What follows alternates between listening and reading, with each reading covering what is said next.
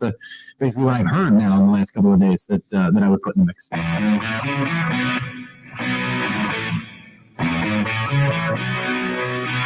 Well, here we go. Oh, here we go today on a Friday. We're loaded. Just rumors, innuendos, all kinds of craziness. DK Metcalf? I'm going to tell you something here in a minute. Welcome into the program, the Bill Michaels Show on this Friday edition, and you're going to be surprised by what I have to say. You're going to be surprised. Only for the fact that another report came out, and I want to get into this. I'll give you the details when I finish here. So we're going to talk about the Packers, DK Metcalf. You've got Wisconsin and Marquette going in two different directions as the bracketology has been released. So I want to get into that. You've got Yoho being the big schmo down there in Brewers training camp, and what happens in Cleveland, could that affect Milwaukee? And you're thinking to yourself, what the hell is he talking about? But I'll explain how do you get from point A to point B in all of that. And then we're going to start taking a look around, in baseball divisions. But what in the actual F is going on in Cincinnati? And our buddy Mo Egger from 1530 ESPN down there is going to join us coming up here in a little bit. But, oh boy. Today is going to be one of those days where I'm going to take you aback a little bit. You're going to go, Bill, wait a minute. What, are you a hypocrite? No, I'm not, but I flip-flopped. So I want to tell you why coming up. Hopefully I've piqued your interest. A little intriguing. Yes, this is the Bach run from, we were up last weekend, as you know, up in Point Brewing in Stevens Point, Wisconsin. And that day, the day before, actually, when we were there, these hoodie sweatshirts for the Point Bach Run came out. And the Bach Run's been around since 2003, and I bought one of these.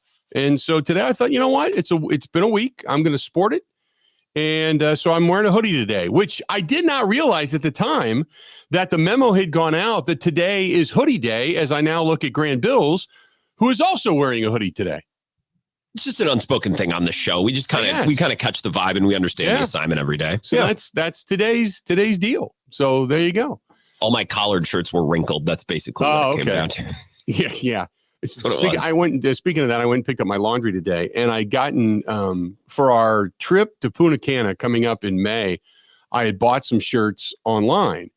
There's a company, and I've talked about this before, called Hard Daddy. They piss me off because you pay for the express shipping. Don't do that. Just when it gets there, it gets there, because it's $20 you might as well wipe your butt with, because it never shows up when they say it will. So I paid for these shirts a while ago. Well, it's a long story, but a lot of their shirts are of a material that doesn't wrinkle. It's like a really thin, stretchy material. It's like what they're making pants out of now. And I love those shirts. They're really cool. But two of the shirts that I bought, their material. They're like a cotton material, and they're wrinkled as all hell. So I took them up to the dry cleaner today, and they're like, we got to wash them because we only press things once they're wet, and then we put the starch and everything in them. And I hate to get them washed just to get them pressed. So I said, don't worry about it. I'll do it myself. Anyway, but I digress. So there you go. Hey, you want to call us? 877-867-1670, 877-867-1670. Also, text us, 608-321-1670, 608-321-1670. If you want to find us on YouTube, you can. Subscribe to us each and every day. Go to youtube.com. That is youtube.com/Bill Michaels Show. youtube.com/Bill Michaels Show. You want to find us on Twitter, on X, at Bill_Michaels, at Bill_Michaels. You can find Grant at Wisco Grant, WISCO, Wisco Grant. Then you can find on Instagram, on Facebook, on TikTok, the Bill Michaels Show, or the Bill Michaels or whatever.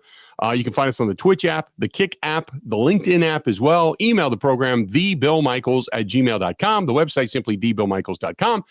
The app, WOZN, The Zone Madison. You can find us on Spotify, Apple, iTunes, Google Podcasts as well. And tomorrow night in Milwaukee, it is 5:30 is when our program is going to air. They bumped us up. We've got WIAA boys and girls basketball. as March Madness is now upon us in the state of Wisconsin. So they're going to bump us up. We are now at 5:30. 5:30 tomorrow on My 24 in Milwaukee, Wisconsin Sports Weekly with Bill Michaels. 5:30. So set your clock, set your DVR, set your VCRs, whatever it is you have floating around the house. So there you go. So I'm going to give you a flip flop. By the way, the voice that you heard coming into the program, that was the NFL Network's Mike on Puck, the sports in Seattle. So I want to give you something here. The DK Metcalf thing. There's numerous teams that are like involved. Okay, and the Packers are certainly one of them. We know that. So I thought, the Packers are being talked about. They're being discussed. It sounds like they're like they want to be a part of something. Okay. It's something that you and I have been pining for a long time, right? A long time. We've been talking about this. You want the Packers all in. You want the Packers to push the chips to the middle of the table. You want them to go for it. And then we started to talk about it yesterday, and then all of a sudden people are now hedging their bets going, whoa, wait a minute. And I said at the time, you cannot get something for nothing. Otherwise, if you do, it's usually too good to be true. Okay? It usually is. So stop. You're going to pay to get something of quality. Well, now people start nitpicking what they want, who they want. Wait, not this guy. You got to get that. And you got to remember it takes two to tango, right? You got to remember, you can't just say, go get that guy, because he may not want to be there, or they may not want to deal with you, or the price may just get too high, but the Packers are in on something. So for that instance alone, you're kind of like, yes, my team. Yes.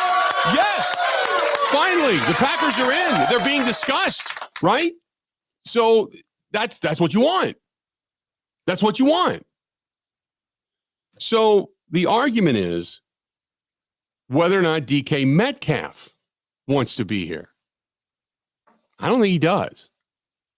Diana Russini said, quote, "My sense from DK's side of it is he obviously wants to get paid. First and foremost, he wants to play somewhere warm. It's something that I was told. He wants a more stable quarterback situation. These are all the things that are going to play into his decision." Does he want a mint on his pillow too when all is said and done? He does. And my thought is, no. I mean, granted, I've always said this whole thing about here's my wish list. The number one thing is money. Money talks. If a guy says, I want to be somewhere warm, I want to be somewhere where my family's got great schools, I want to be somewhere where I can get paid, I want to be somewhere this, he would end up shoveling S on a pig farm if you paid him enough money. I mean, it's that simple. They will play under a sea of crap for the right amount of money. Most of them will. But after listening to that, I'm like, maybe they really don't want that. Maybe you really don't need that guy here. You don't want a guy that's going to get here and not be all in. Now, and again, I am making a very general assumption. But if your first mandate is money and warm, you're not coming to Green Bay. And maybe Green Bay doesn't want you. Because there's nothing in there with that statement says, I want to win. Now, again, this is what Diana Russini is being told via DK Metcalf's people. So when I started reading deeper into that, and she's the one that had it, and I know this for two things. One is whatever work she's doing now on this, she's obviously doing. But I saw her down at the combine, and I mean it was like a brief hey, how you doing type of thing. And I told you I saw her out on the field at Super Bowl as well. We were at Caesars Superdome on opening night. But the more I look into this, You're giving up draft choice. You got to pay him. And the guy might not even want to play in the cold. Now, again, this is not coming out of his mouth, but it's coming out of people around him. If he could make his wish list up, there's nothing there. And even the quote, stable quarterback situation. Well, I heard that even the Chargers were interested. Okay, would you take a Justin Herbert or a Jordan Love? And the difference is you're playing in LA where it's warm in a dome as opposed to Green Bay where it's not in a dome and it's not warm. Are you even going to be happy here? I hate when football people talk about the weather. You're there until the end of December. Right. The NBA, I get it. You're there for a lot. You're there for most of the year. Football, it's like, but ugh. It's always funny to me when people say, I want to go someplace warm, and then they'll sign in Boston. Well, Boston's not warm. Boston gets the same amount of, craptastic weather we get. New York's not warm. They basically get the same weather we get. Or they'll play in a dome, and by week 6, they're throwing their helmet on the sideline because their quarterback blows and their franchise isn't any good. So I'm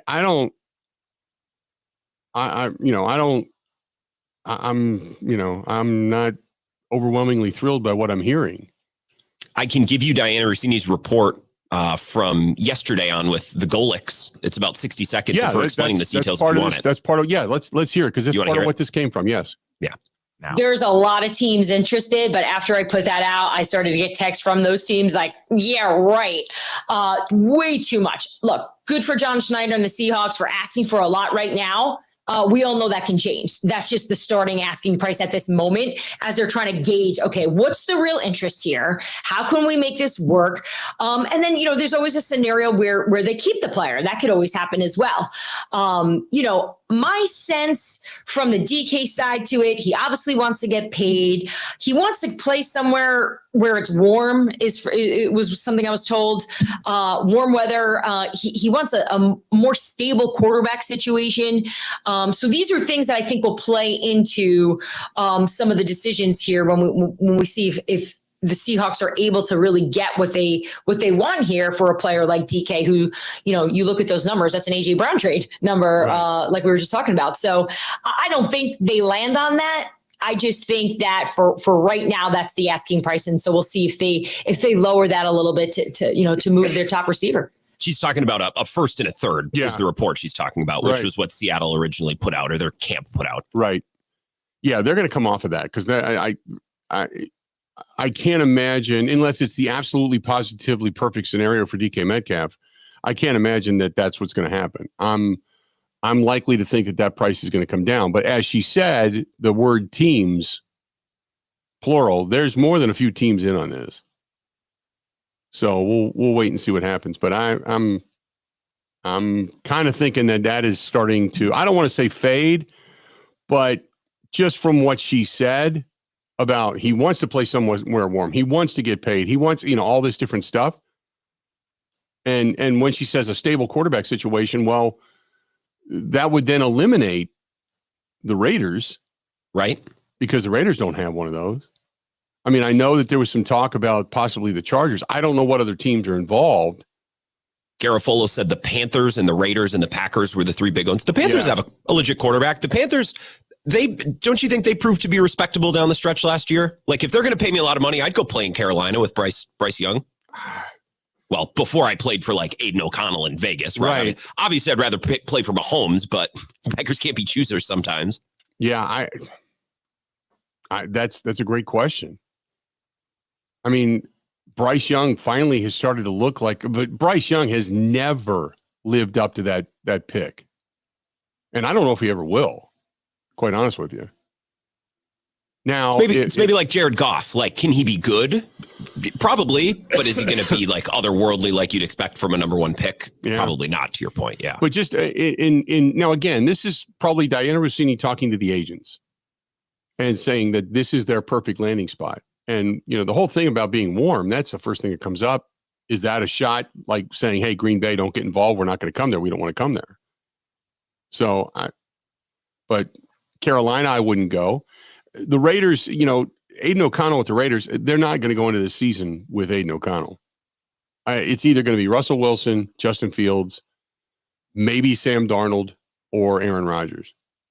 One of those four quarterbacks is going to be the quarterback of the Raiders, I would assume. So it's kind of a convoluted mess. But the warm thing, that bothered me because it's like, well, everybody wants to play on a beach in South Beach, or out there in sunny Southern California and San Diego. Everybody wants to play there. That's perfect choice. Okay, great. But and again, it's you arrive for camp in August when basically the whole country's beautiful, for those couple of months, and then you're out of there right after Christmas. Grow up a little bit. If you truly want to get paid and you want to play for a good team and a quarterback, like, hey, it might be a little chilly outside. Sorry, right. Buy a coat, man. You can spend one of your $30 million on a trip to the store to get some layers, get a nice outfit. My argument to that is, I now go back to he's younger, he's got really good numbers, he can check a lot of boxes, but I would go back and say, well, maybe if he's not going to be the guy that wants to be here, then I go back to maybe the free agent market and go in that direction to see what kind of a deal I can work out. But it's just, it was one of those things that when I read it and I heard it, I was like, I don't think so. The whole thing about the NBA, and Steven just said, well, look at Dame. He wanted to be in Miami, but learned to accept Milwaukee. The NBA, you play indoors, and then when the season's over, you go to where you go. And half the time you're not in town anyway. You're traveling someplace else. So, and you're not always traveling someplace warm. You don't play in Miami every day. So you're either going to New York, you're going to Toronto, you're going to Boston, you're going to Minnesota. So the NBA is different because you're inside every day regardless. Whereas the NFL, okay, I get it. You don't want to play someplace that you got a good shot at maybe getting a negative 22 day, where you got to just survive the weather to get through a game. I understand that a little bit, but like I said, look, these guys would play under 4 feet of pig crap if you paid them the right amount of money. But nowhere in that whole discussion that diatribe she went through, nowhere in that did she say he wants to go someplace where he can win. And that bothered me. 877-867-1670, 877-867-1670. You want to find us, please feel free. Go ahead and do so. Again, 877-867-1670. You want to find us, please hit us up and let your opinion be heard. This portion of the program, it's brought to you by our good friends over there at Marquart RV. I've got an announcement to make. Our friends at Marquart RV, it is coming up. We are coming to the Madison area. I kid you not.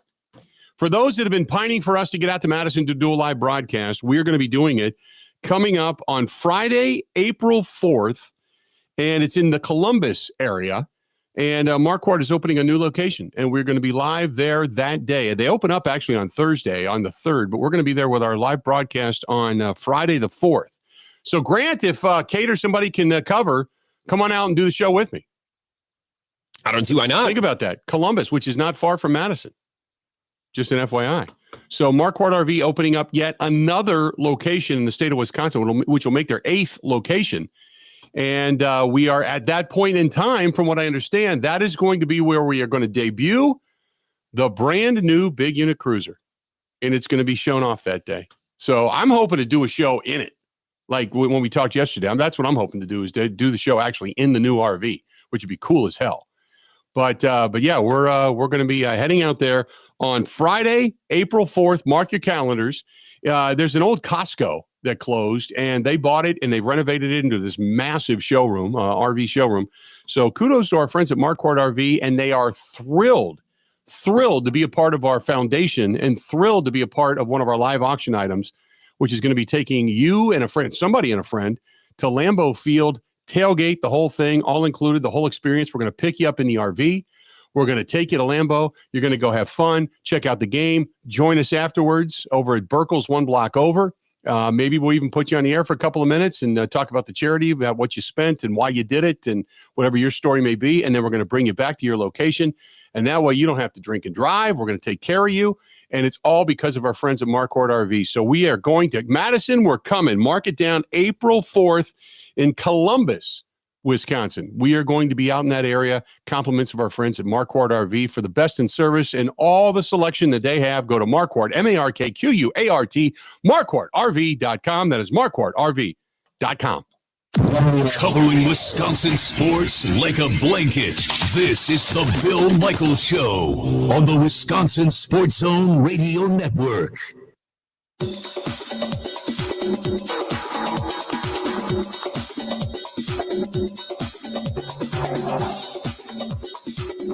Bill Michaels will resume in 3 minutes.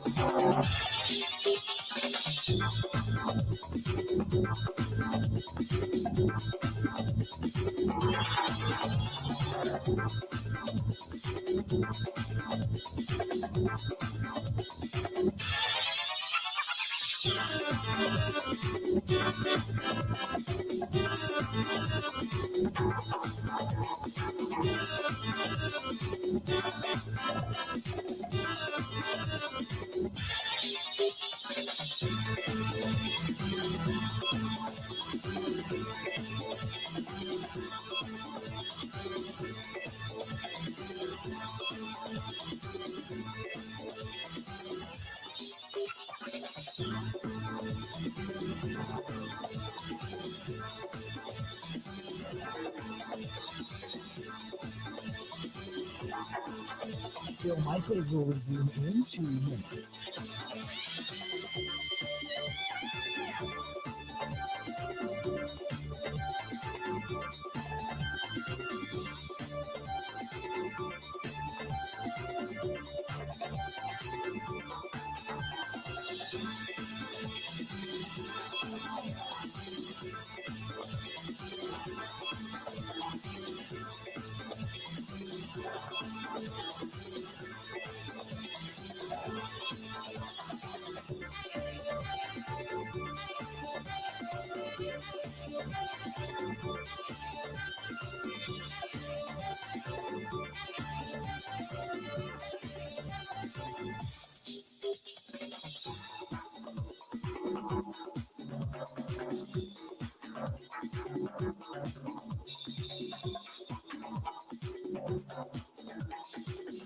Bill Michaels will resume in 1 minute.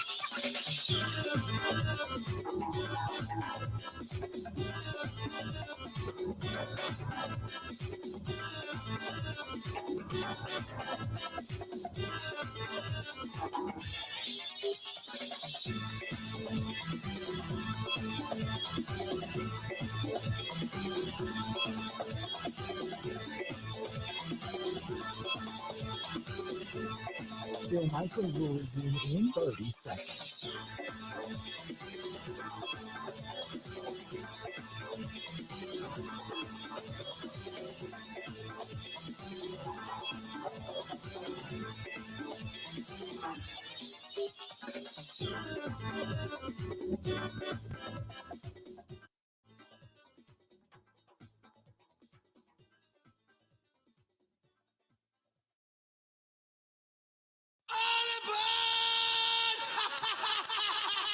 Yes, welcome back. Bill Michaels Show. We are glad you're with us. Yes, I know. I know. Columbus, it's about as close as we've been to Madison. It's just outside of Sun Prairie. I get it. But it's right up 151. It's an easy shot. If you're in the Watertown area, you can still get to us. We're about halfway. Lake Mills, just go north. Sun Prairie, go northeast. Hell, DeForest, you go a little bit northeast. Yeah, you get to us. So the Madison area, we'll say. But nevertheless, we're coming. So I'm excited about that. Looking forward to it. 877-867-1670, 877-867-1670. So the whole DK Metcalf thing, look, the compensation, I'm scratching my head on because there's no way I'm giving up a first. There's no way I'm going first, third, and a player. It ain't going to happen, okay? But the question then is, after what Diana Russini had to say, and she went through that whole diatribe, all I heard was warm weather, get paid, all those different. I didn't hear he wants to go to a place where he wants a winner. He did talk about a stable quarterback situation, but I never heard he wants to go someplace where he wants a ring. I didn't hear that, and that kind of bothered me a little bit. Let's get to the phone calls. Let's do this. Let's see here. Derek in Albany. Derek, what's going on, man? How you doing? Hey, Bill. I wanted to suggest, I don't know if you got my email, but a wide receiver the Packers should look at, and he's almost like a Christian Watson clone. His name is Jaden Higgins from Iowa State. Mm-hmm. I see what Look you're him saying. up. Okay. Grant, write it down. Jaden, Jayden Higgins. He's 6'4". Okay, he's 214 pounds. He caught 87 passes last year. He's a game breaker, man. He's a physical player, maybe even more physical than Christian Watson. Yep. And his athletic score via ESPN is like 90. It's way up there. He runs a 4.47. You could probably get him, you know, if depending on how many picks we have in the second round, if we get any extra picks, you could probably get him in that second round. But that's the kind of guy that I think we should get. And as far as the DK Metcalf thing, hey, don't do it. Don't do it. There's just too many things. You're right. You're right to talk about that, Bill. And I think that Hendrickson from the Bengals is the best way to go. I think that'll work. The other pass rushers, you know, from the Chargers and Bosa and Mack, they're a lot older. This guy, I guess, just turned 30. And how productive has he been? He's had 35 sacks in 2 years. Oh, I don't see a fall off. And I think he can. Yeah. I think he can teach our defensive linemen his hand techniques and everything else. It'd be great. And one last thing, I figure out for the life of me what Cincinnati's doing and why they're doing it. If I'm Joe Burrow, I'm going to say I want out of here. This is ridiculous. He's taking pay cuts so he can get his guys in under the cap, and they're just saying, okay, whatever, and then let good people go. Cincinnati always has and always will suck, and I've said that the day I walked out the door. They do just enough. Well, they were in a couple. They were in 3 Super Bowls. They haven't won. They were in 3 Super Bowls. They've only been the one since I left. They haven't won any of them. You're right. I said the day I walked out of that town, I said they will never, ever do enough to win a Super Bowl. That year that they went and took on LA, they had a legitimate shot, and they could have won that game. But beyond that, they just do enough. They take one shot at it, and then they fall away. That's what they do. And, Bill, one last thing. My life is a lot of it's been music and sports, and I've worked in music before. I told Grant about this band called Leonid, Leonid, and Friends. These people are from Russia and the Baltic states and all these places. They are freaking monsters, Bill. They cover like Chicago tunes and all kinds of bands with horns, and they are incredible musically. Check out the tune One Fine Morning by Leonid and Friends, or Chicago 25 or 64. And then they got this chick that sings with them now and then. Oh my God. She can go from like the Carpenters to like Motown, and she looks like Miss Universe. Not hard to look at. Okay. Whoa. I'll have to take a look. I got to look now. Yeah, shit. I'll do that. Heck yeah. There you go. Thank you very much. Appreciate it. 877-867-1670. Let's hit up our guy, Gerard. Gerard, what's going on, man? How are we looking? Hey, Bill. Look, there was a report this morning out of Cincinnati with Hendrickson. Yep. And they're looking for a late second or an early third. I sent it around.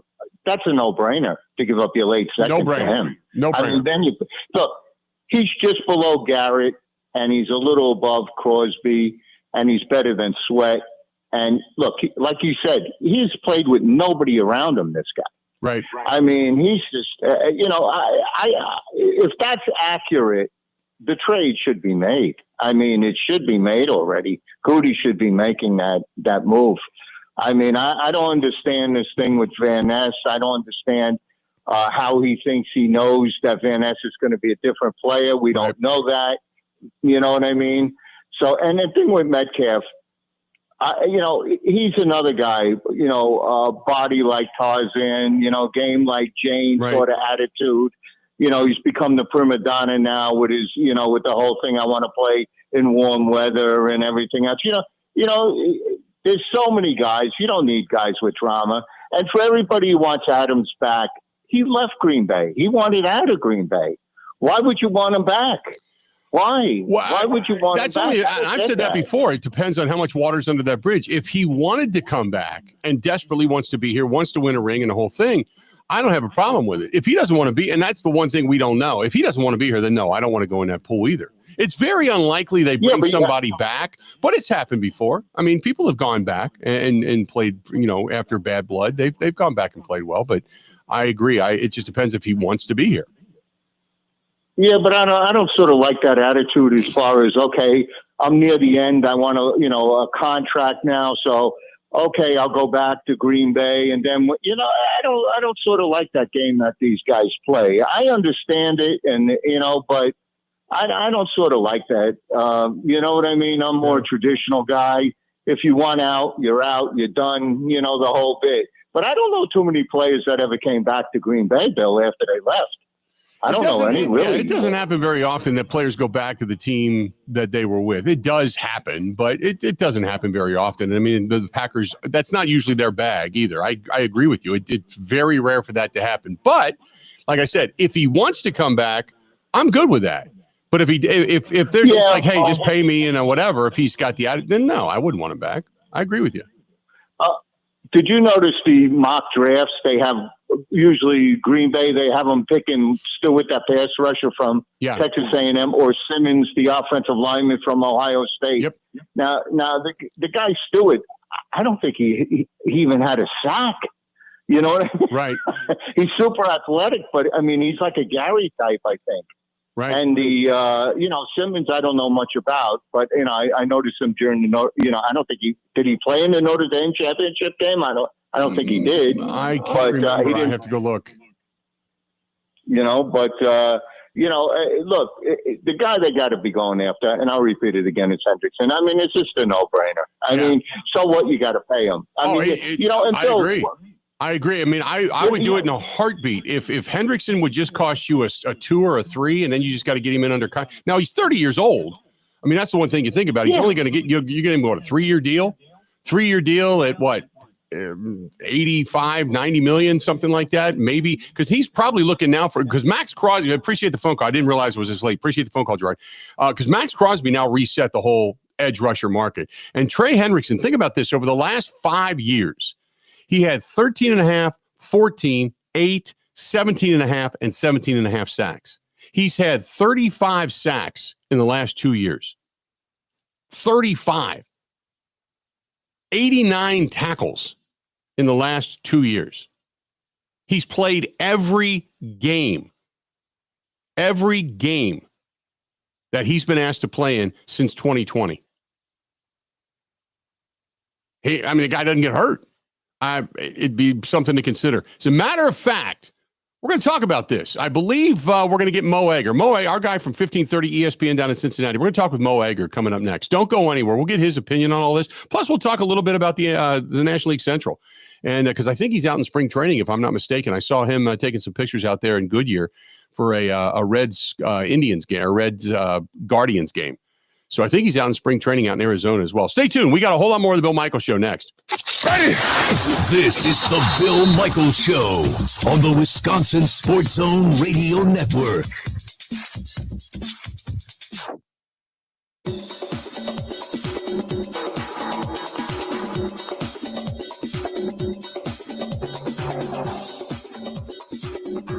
Bill Michaels will resume in 5 minutes.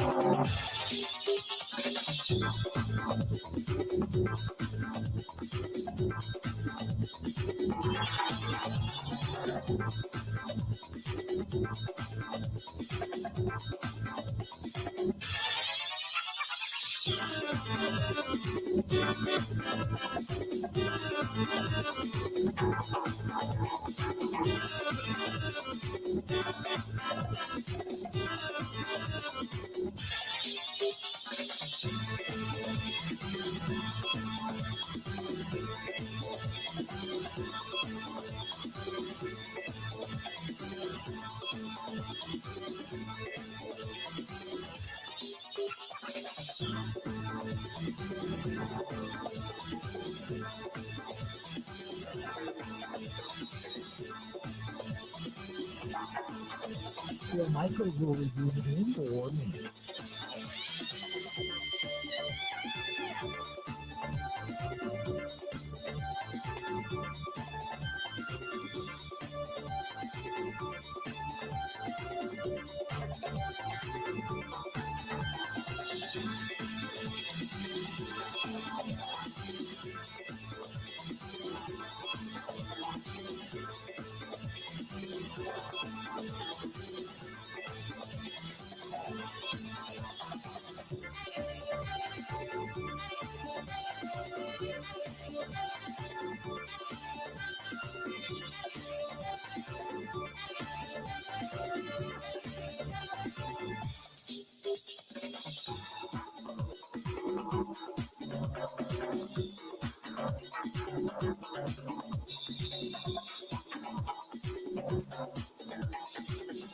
Bill Michaels will resume in 3 minutes.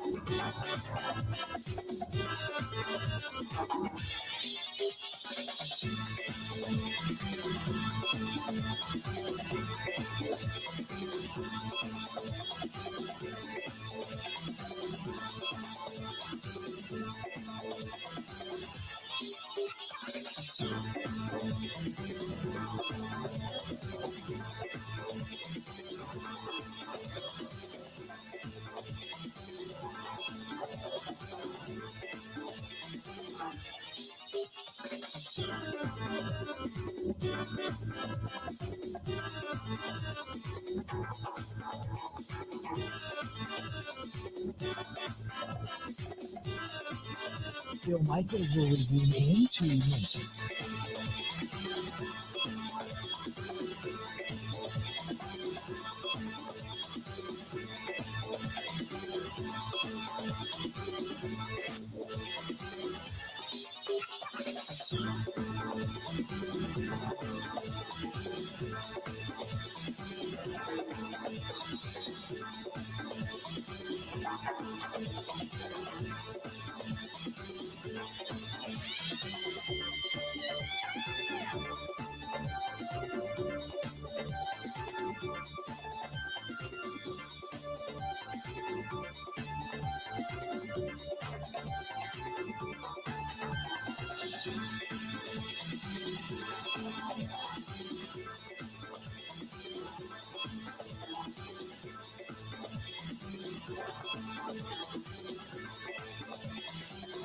Bill Michaels will resume in 1 minute.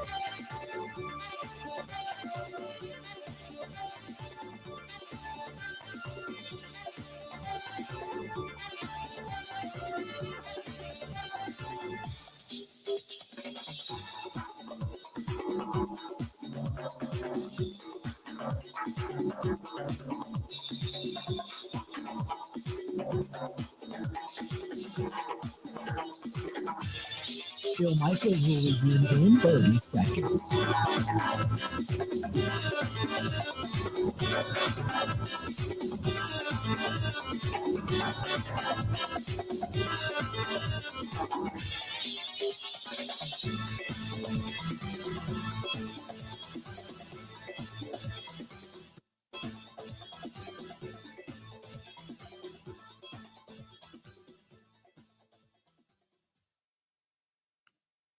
You're going to look over from Cincinnati, you're going to look over to Philadelphia, and you're going to say, well, they're making it work. And the Philadelphia Eagles are making it work because they have ownership who is willing to pay and pay guaranteed money. They have a GM who signs guys a year early rather than a year too late, like we just saw with Saquon Barkley, for example, like we've seen with A.J. Brown and Devontae Smith.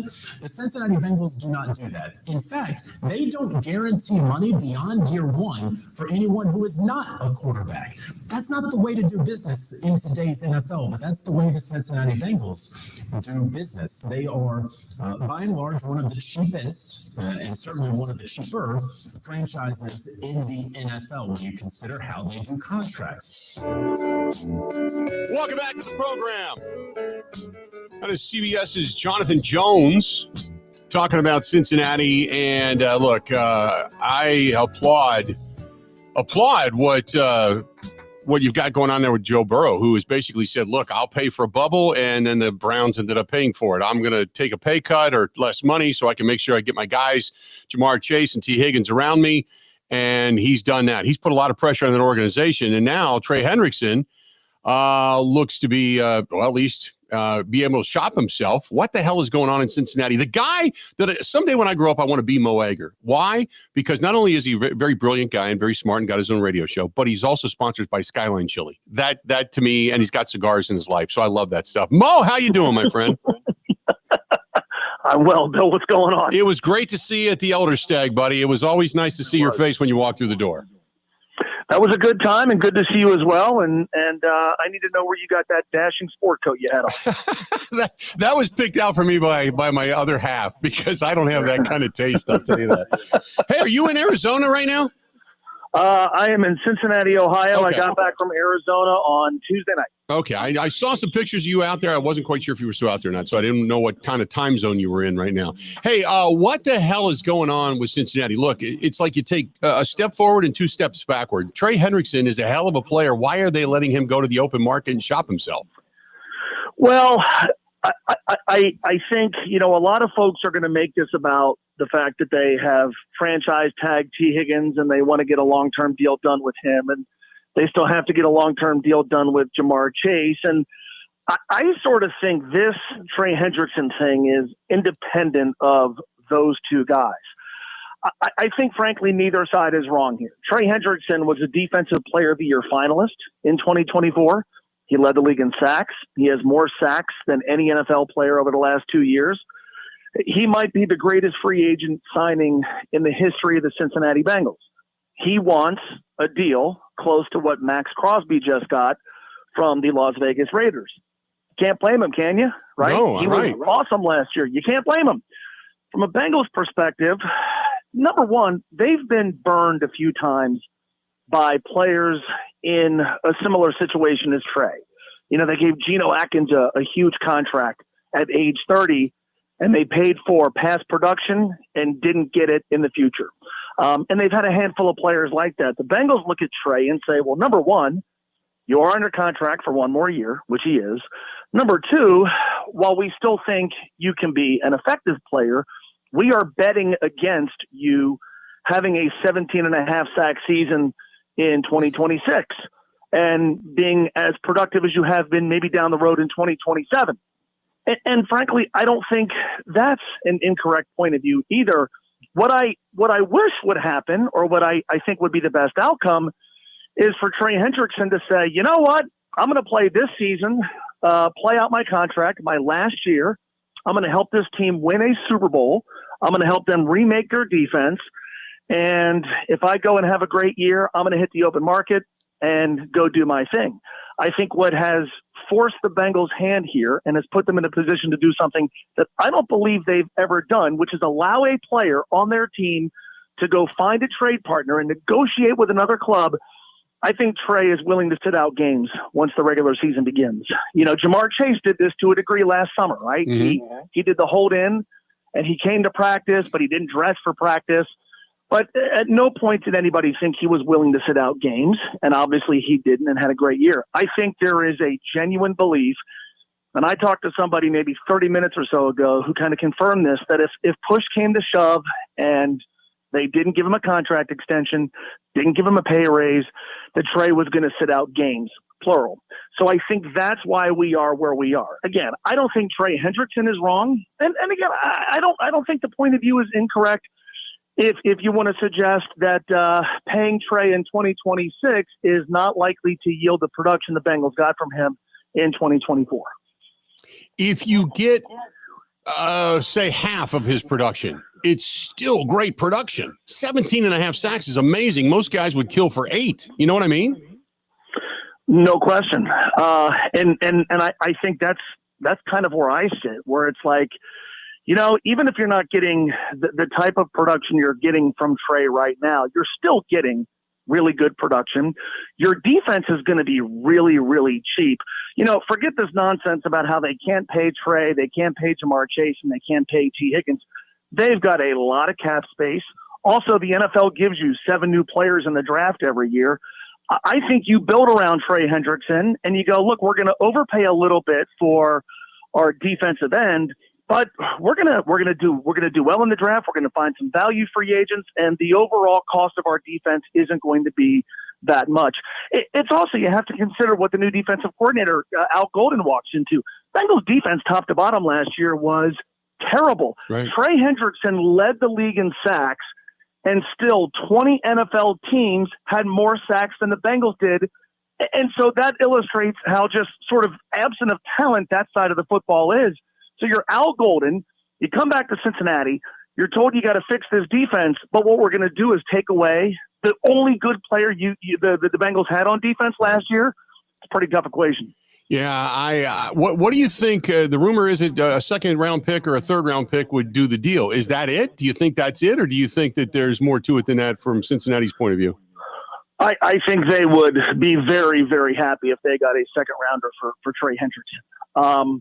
Because it's the second rounder and it's also freeing up. And I don't think this is what this is about, but you would also free up $16 million to apply to your team in 2025. I think they will get this done if they get a 2 or a 3 in return, but they still hold the cards here, right? You could allow a player to seek a trade and negotiate with another team, but you still have leverage over that club because let's say it's the Atlanta Falcons who have been talked about as a potential suitor, and they agree to sign Trey Hendrickson long-term, and they want to send to Cincinnati a third-round pick. Well, if you're the Bengals, now you're holding the cards here because if you want Trey Hendrickson for 2026 and beyond, well, unless we agree to a trade, you're going to have to go offer that to him on the open market when everybody else is going to have a stab at him. So I think the Bengals are going to hold out for top dollar. I don't think they're going to just take whatever they can get. And I think the most likely outcome, to be dead wrong about this, is whatever they get in return for Trey will include not a first-round pick, but I think a day 2 pick. I do want to switch gears real quick because I do want to talk Reds. You get Terry Francona, the new manager of the Reds. Obviously, you get a few guys back. There's a lot of optimism in Cincinnati, a lot of talk about them and the Cubs. Still, the Brewers are a team that's probably going to be hanging around right there because every year the Brewers get denigrated down to about 75 to 80 wins, and they end up winning 93. So give me your thoughts on the National League Central. Well, I think the Reds are the most interesting team. I think they are not a wild card team in terms of the playoffs, but I think they're the wild card in this division because I think they're the team that has the widest variance. You could lead me down a path, and I understand this is not the most likely outcome, but you could lead me down a path where at the end of it, the Reds have 90 victories. That would mean the offense outperforms expectation. It would mean the starting staff stays healthy. And it would mean they're dramatically better in one-run games than they were last year. And it means Terry Francona has fixed a lot of the slop that we saw last season. You could also take me down a path where the Reds lose 90 games. And that would involve a lot of the younger starters not taking a major step forward, the offense being as bad as it was last year, the team's defense being as bad as it was last year, Matt McClain continuing to be injury-prone, and Ellie De La Cruz not quite making that leap to superstardom. I think they're a fascinating team. But I do think, everybody talks about Terry Francona, and obviously his Hall of Fame bona fides are well spoken for. The frustrating thing about last season was for 5 months, the Reds got good starting pitching. Hunter Green was obviously the biggest reason why. But there's a lot there. If the starting pitching is as good or even a little bit better this year, I think they've got a legitimate chance. Mo, it's always a pleasure to talk to you. So keep this in mind. The Bengals are coming here this year to play at Lambeau. So this is what I'm going to do for you. You make the trip. You stay at the house with me. You can actually do your show here in the studio in the house if you need to. Wow. And then we'll hit the cigar bar down the street. We'll go to the best Italian food you ever put in your mouth. And then we'll go up and you can tailgate in the RV outside Lambeau Field and where I do the post-game show and the whole thing. And you can make the whole trip, you and a few friends. And we'll have your better half pick out my attire for the cigar bar. Damn straight. There you go. Right. Done. It's offered, bud. You anytime you want to come up, we'll do it, pal. Hey, Mo, appreciate it as always, bud. Thanks for turning on a dime for us. And then we will talk more down the road, okay? Anytime, Bill. Thank you. Thanks, bud. Talk to you soon. There you go. Mo Egger from ESPN 1530 in Cincinnati joining us for a couple of minutes. Interesting stuff. And he's right. That Cincinnati could just say, you know what, we're going to hold out. If you make a deal for a third round, we're going to hold out for a second round and something. I mean, I don't think the deal gets – this is like Myles Garrett wanting out and Cleveland saying no, which is a whole other topic of conversation. But Trey Hendrickson, don't forget, Max Crosby's 27, just got paid, right?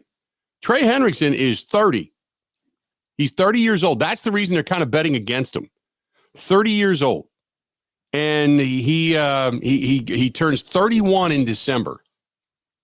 If you go in on Trey Hendrickson, you got to go in knowing that he is not going to get Max Crosby money because he's already 3 years, going on 4 years more advanced than Max Crosby. And that's a big difference when it comes to longevity. But like I said, he goes down to 8.5, 9.5 sacks. That's still a hell of a season. That's still a hell of a season. Interesting to see what's going to happen. And like they said, Atlanta has been a team that apparently has been relatively interested in all of that. More of the Bill Michaels Show coming up next. Ready? This is the Bill Michaels Show on the Wisconsin Sports Zone Radio Network. You can accomplish quite a lot in 6 years. You go from changing diapers to dropping your child off at school. College, you can get a bachelor's and a master's degree, and you can take up to 6 years to pay off your brand new Pella windows and doors at 0% interest. Hi, it's Gina Della from Pella. With Pella Windows and Doors of Wisconsin, you get so much more than stunning windows and doors. You get the Pella experience. Talk about quality control. Pella manufactures, sells, installs, and services every product. A 10-year labor warranty is always included, so your windows and doors are secure for years to come. Our expert installers are available year-round and can install in as little as a day. If something ever goes wrong, Pella will handle it ASAP because you work with the same team from start to finish. Oh my gosh, why wait? Get the Pella experience in this incredible deal. 0% interest for up to 6 years on brand new Pella windows and doors. Set your free in-home consultation today at PellaWI.com. Certain restrictions apply. That's 3/8/25.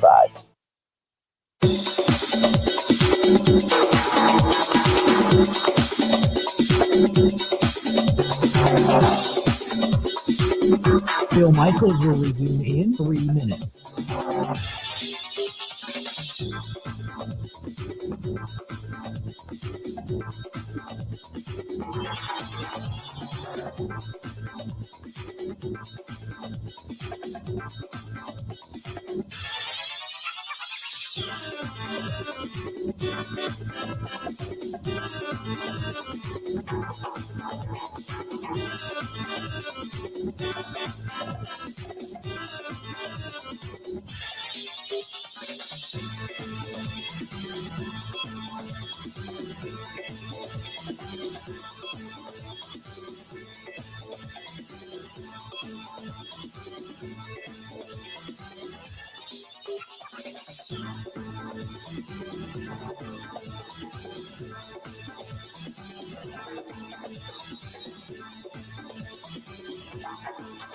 Bill Michaels will resume in 2 minutes.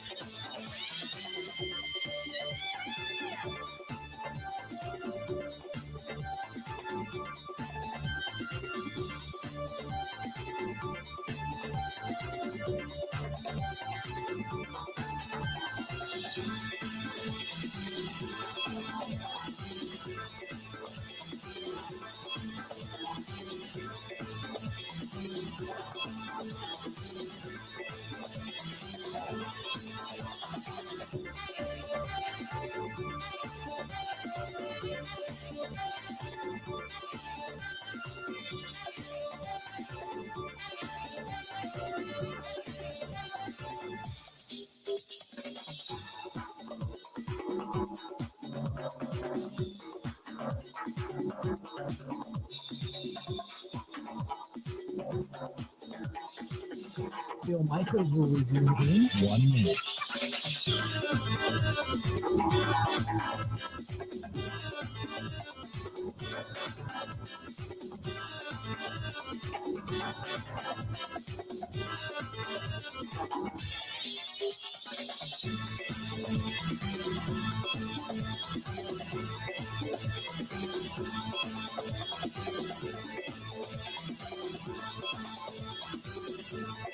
Bill Michaels will resume in 30 seconds.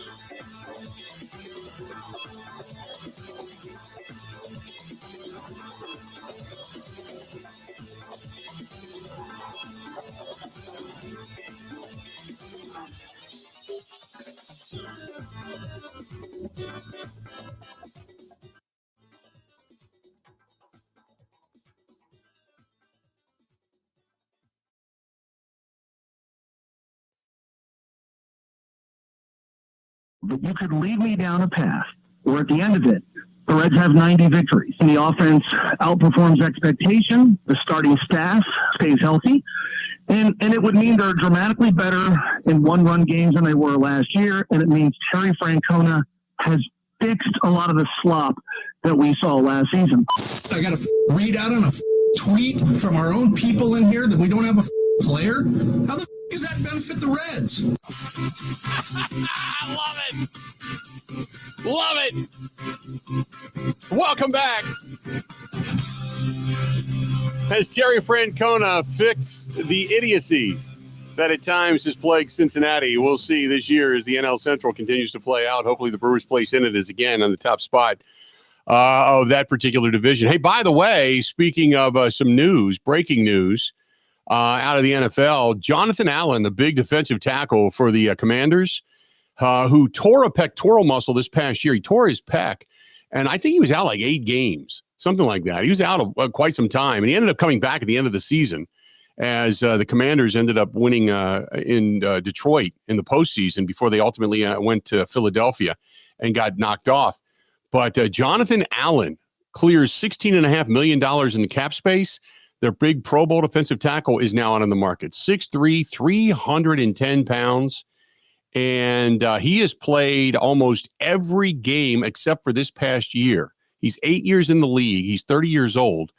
And the Commanders just released him. So another big defender on the open market. Big defensive tackle on the open market. But Jonathan Allen now has been released by the Commanders. It's like the pool is starting to expand a little bit. And I'll tell you this, the more you look at it like Trey Hendrickson and I want to talk about what's going on in Cleveland, and I want to associate that to Milwaukee. And you're like, what the hell are you talking about? I'll tell you about that when we come back. But the more that you start to see the big splashes in the pool, because all these other players are starting to be tossed into the pool as free agency. We're only 3 days away from the legal tampering period, and then free agency's next week. So all this stuff starting to happen, you kind of wonder where the money should actually be spent. You know, think about it. Got a lot more. We got 1 hour down. We got 3 more yet to go. Don't go anywhere. More of the Bill Michaels Show next. How does that benefit the Reds? Love it.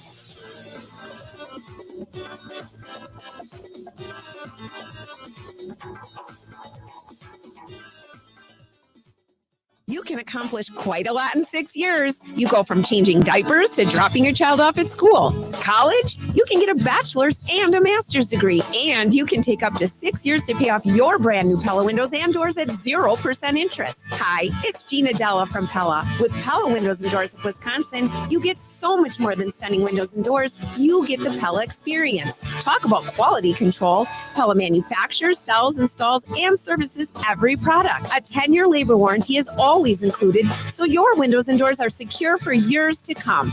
Our expert installers are available year-round and can install in as little as a day.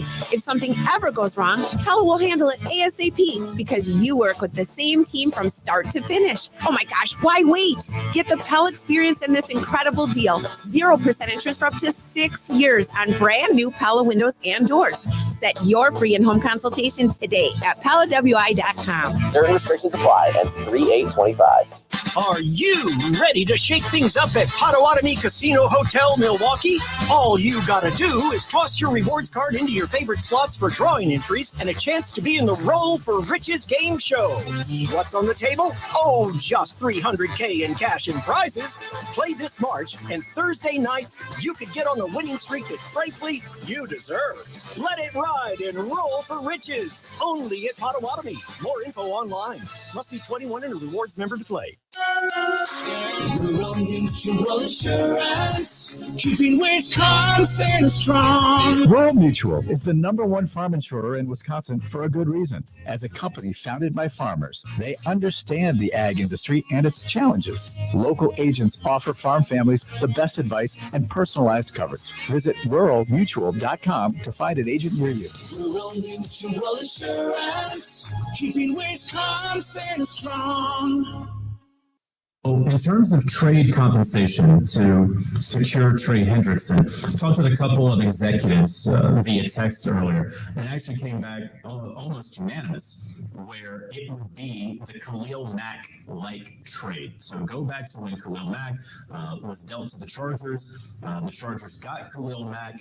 And really, it was about a 2nd-round pick. There was a 6th-round pick involved in there. But for all intents and purposes, let's just say it's the player for a 2nd-round pick. Well, Khalil Mack was also already under contract because Trey Hendrickson, no matter where he gets dealt, will certainly have to get an extension.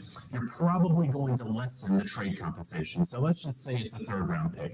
Go back to last year, Brian Burns got dealt. He was a high 2nd-round pick, but he also got paid. He's also much younger than Trey Hendrickson. So I think probably a fair, you can call it conservative estimate, but probably a fair estimate is if the Bengals can get a high 3, they would love a low 2. But at the end of it, if they are going to deal Trey Hendrickson, it's probably going to be somewhere in the neighborhood of a high 3 in order to ship him out.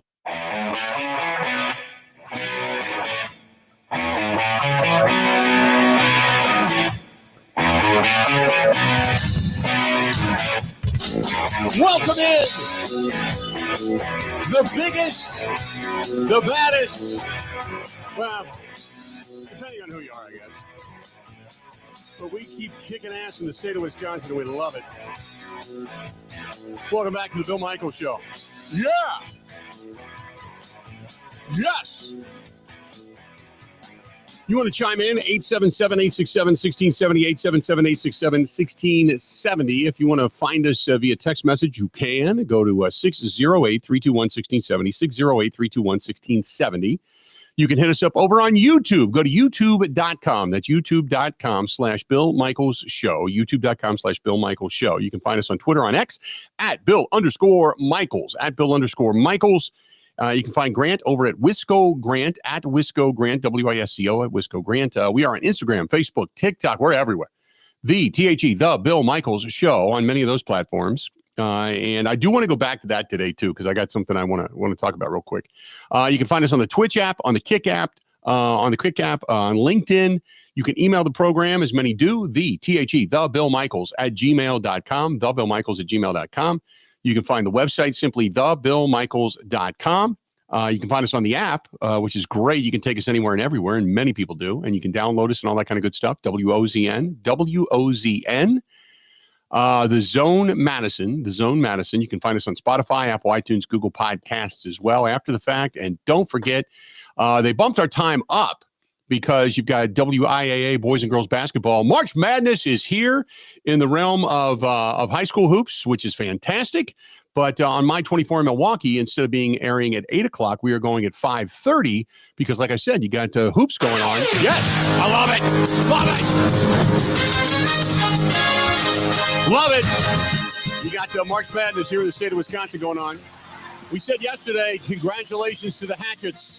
Hockey taking place. The Tomahawk Hatchets, they got to win as well. Love it.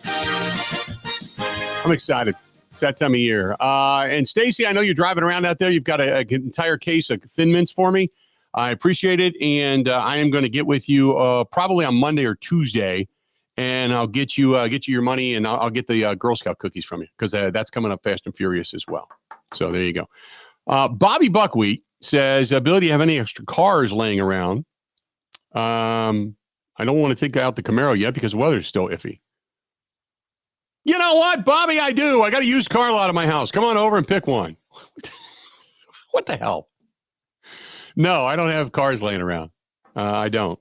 So sorry about that. Andrew Chevrolet might have, maybe you don't want to take the Camaro out. Yeah, if you want to might have a more practical car for this time of year. It would be more of a practical situation for them to get you a vehicle at that point in time.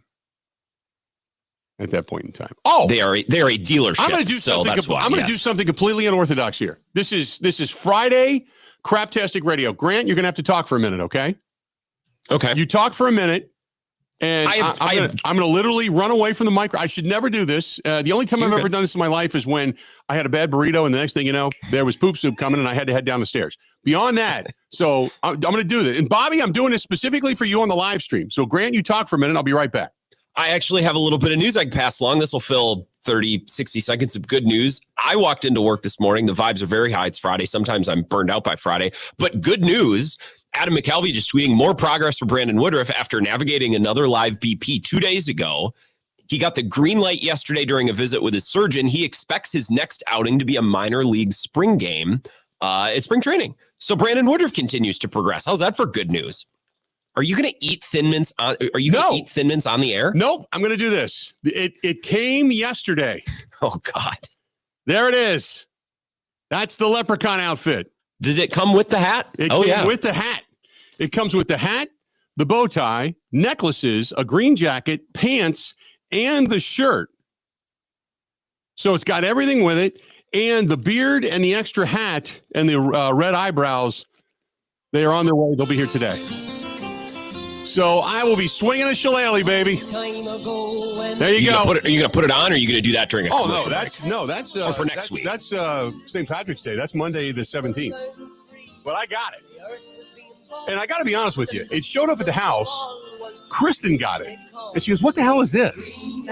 And I said, "Well, somebody online said to me that I should get one." And she goes, "Do you just do everything they tell you to do?" And I said, "Not everything, but because otherwise I go kill myself from some of them." And I said, "No, but I'd buy this, and I'd put this on and do the show, okay." So I'm doing it. So then she looks at me and goes, "Well, I'm not going to be here on that Monday." And I said, "Well, I know, but I'm doing it on the air." And she goes, "Are you going out with somebody?" Well, no. That was my concern. Did she ask, do you have a side piece who's got a Celtic fetish? Are you dressing up for your other girlfriend? No, just, but I got it. So it comes with everything. There it is. That's going to be me. And I don't even know where, you know what? I should probably do the show in the bar that day. Should we do the show at the Wagon Wheel? Sure. Do you have any green lights or anything you can dress it up down there? Oh, I can put green behind me. Yeah. The dance floor lights down there for when we have the party. I don't need to see you dance in the I'm not in the dance costume because you can. I'm just probably not going to. I have not tried this on. I bought it because everything comes from China and it's always small. The last time I bought anything, I bought a 2X from China one time, and I had the man hot dog bun thing going on because the pants were too small. So I decided to go 3X, and if it's big, I'll look like a real idiot, and that's even better. And if it fits, then it fits. I'm good to go. But in China, the big unit in China is like 5'8". Right. Oh, 185. Yeah. That's what gets you the big unit moniker. Yao Ming was like an anomaly. Yeah. Yao Ming was like 3 Chinese men put together. Yes. So, and as soon as I bring up, just look at that. As soon as I bring up the fact over on the live stream that I've purchased something and I'm going to wear it on the air, then all of a sudden here comes the bots about getting the best viewers. Get the hell out of here. You've just been banned. You're out. So there you go. But yeah, I'm gonna wear that on St. Patrick's Day. So I'm gonna do that, and we will do the show somewhere on St. I don't want to do it in a bar. No, Chris, I can't do it in a bar. Have you ever been in bars on St. Patrick's Day in the state of Wisconsin? You can't do it. You can't do it. It is. There's a couple of holidays that aren't real holidays. Aren't real off days in the state of Wisconsin. Number one is opening day. Opening day should just be a national holiday, but it's not. It's where everybody just takes off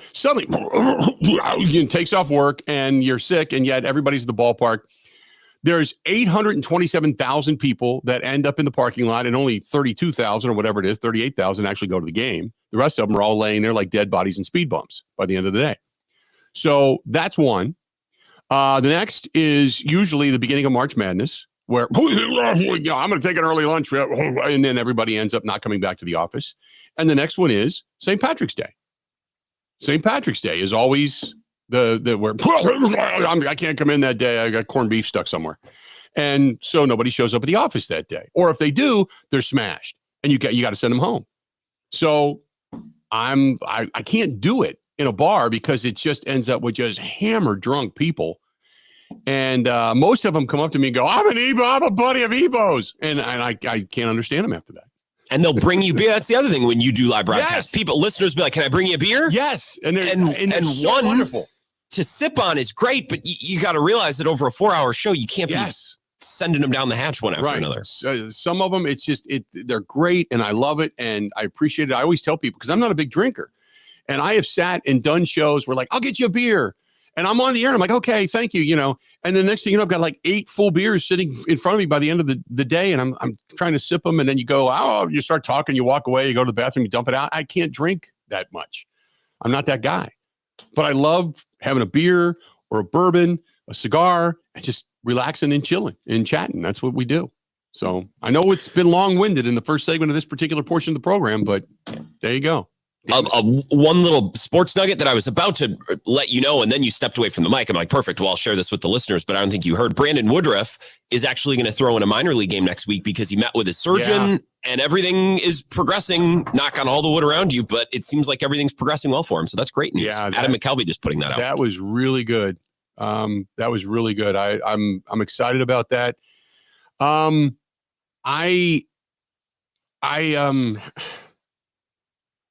I'm trying to temper my optimism and enthusiasm because with this, you don't know the severity of the shoulder injury that he had when it happened, and I was told that this could be like the end of his career. You don't usually recover from this, but surgeries have come so far from 15 years ago that he very well could. And so I keep hearing that in the back of my mind thinking, don't get crazy because at any point in time, something can happen and you don't want to get disappointed. You don't want to put that egg in your basket and start counting on it and it not be there. I'd rather be pleasantly surprised and enthused by anything that's given rather than an expectation only to be disappointed. So in this particular case, so that's why I'm kind of like, just throw and tell me the next day you don't hurt. Well, and good news, I think that's probably how the Brewers are approaching this thing too. Okay. You know what I mean? Like they probably wouldn't be doing this if it wasn't Brandon Woodruff. Like if this was some other pitcher who didn't have history there, I think they probably just would have cut him loose. Yeah. But I think they're probably approaching it the same way. And I would imagine the Quintana signing and some of the other moves they made have kind of reflected that. So, and like I said earlier, the pool got bigger with Jonathan Allen, the big defensive tackle from the Commanders, now getting let go. Trey Hendrickson, the big defensive end, with 17.5 sacks each the last 2 years. Not total, because when I say that, people are like, man, 17.5 sacks in 2 years, that's great. No, he had 17.5 in 2023. He had 17.5 again in 2024. Sacks on a defense that sucked. I mean, their defense was horrible. And he had 17.5 sacks. So he was like the only, and all you had to do was concentrate on him. Now he's 30 years old, but the Cincinnati has given him permission to go out and seek a deal. And so if he can find a trade partner, maybe, who knows, maybe it happens.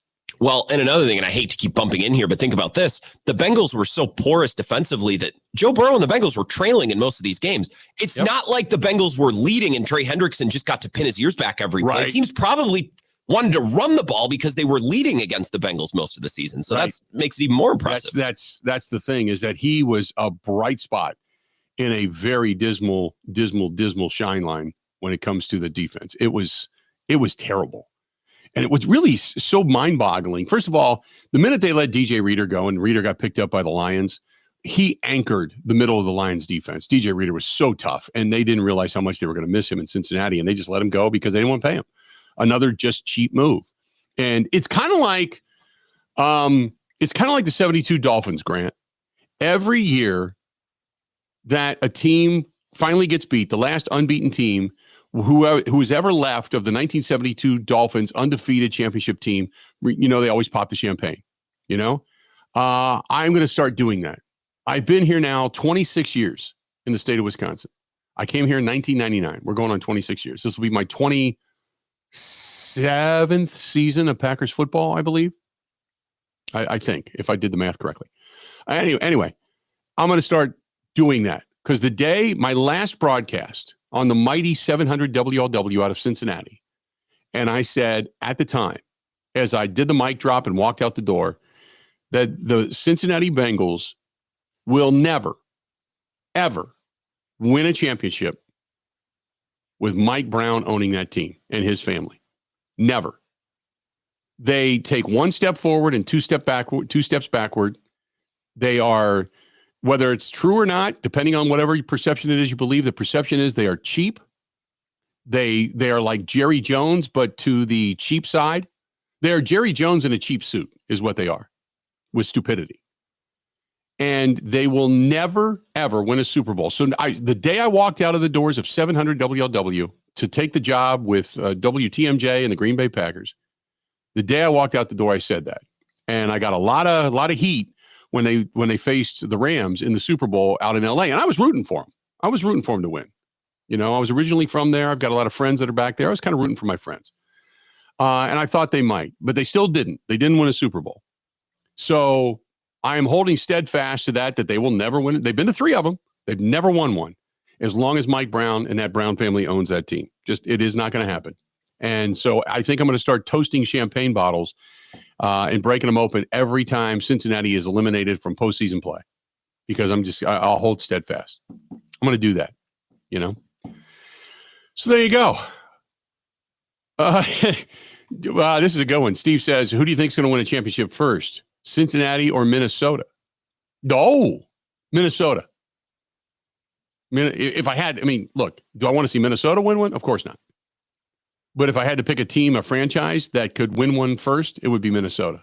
The Wilfs give a damn. Yes. They spend. Their facilities are beautiful. Ziggy Wilf cares.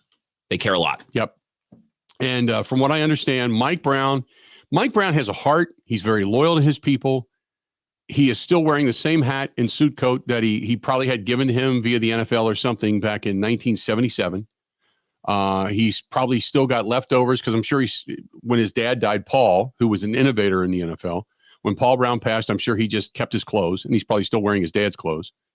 So just because that's the way he is. But I'm pretty steadfast in saying that once Mike goes away and Katie takes over, I don't think it gets any better. I have not heard one good thing about her when it comes to being a loyalty person or a sensible person in certain areas. So there you go. So I feel good about that. All right. I've gone on far too long about a lot of weird stuff. So let's put the train back on the track when we come back. I do want to remind you, I just was given to me today 2 things. So listen up.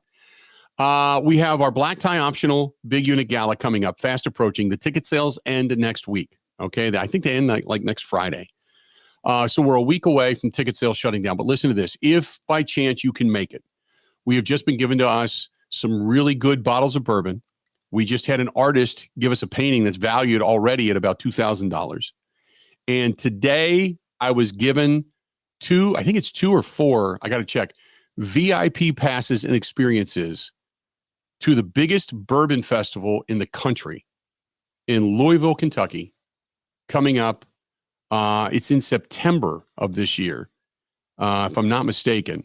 And it is, I believe, September 5th, 6th, and 7th. It's the 3-day bourbon festival. You will be treated like a king, plus a $200 gift card for a hotel stay. That's all going to be part of our auction at the Big Unit Gala to raise money to help us do in-kind acts for families and military members and veterans and first responders that are in need, that really need our help. So if you can find it within yourself, and that's just some of the stuff. I got a Brett Favre autographed jersey.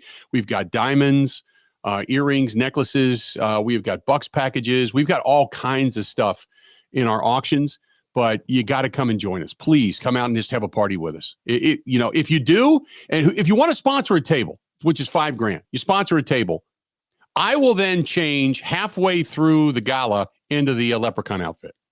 If you do that, put your money where your mouth is. I'll do that for you too. I'll do anything for the veterans, anything for our military members, our first responders, and their families.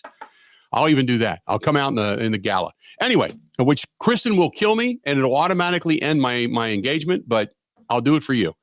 But please, if you can, join us. BigUnitFoundation.com. That's BigUnitFoundation.com. We're going to have a great time Saturday night, March 22nd, the River Club of Mequon Ballroom. We've only got, I think, about 26 tickets left, and we want to sell out. Our first time selling it out. Please, please, please, if you find it within yourself to be able to come and join us, all the proceeds go to Big Unit Foundation, supporting our heroes. But we can't do it without you. So please come and join us. More of the Bill Michaels Show coming up next. This is the Bill Michaels Show on the Wisconsin Sports Zone Radio Network.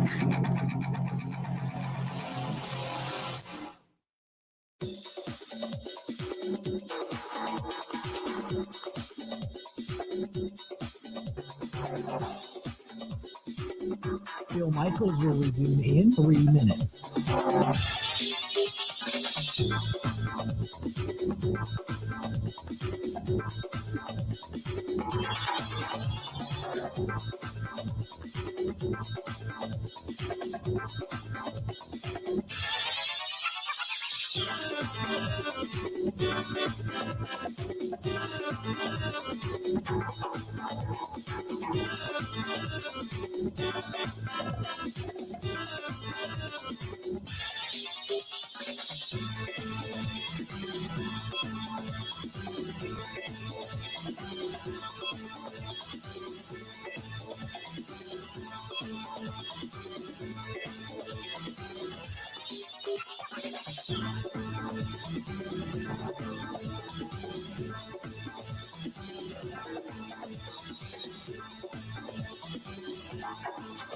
Bill Michaels will resume in 2 minutes.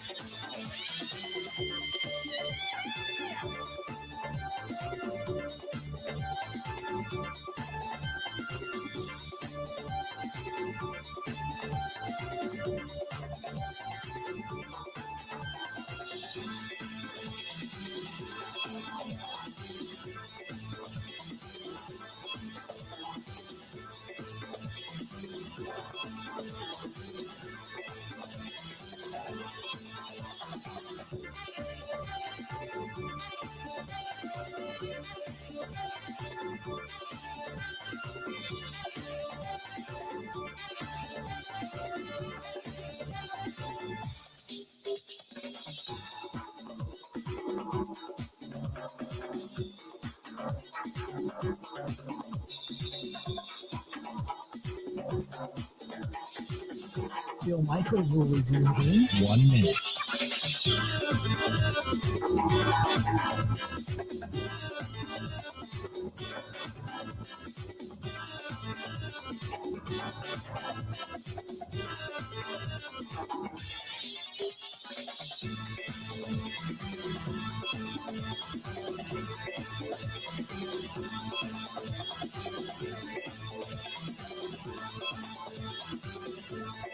Bill Michaels will resume in 30 seconds.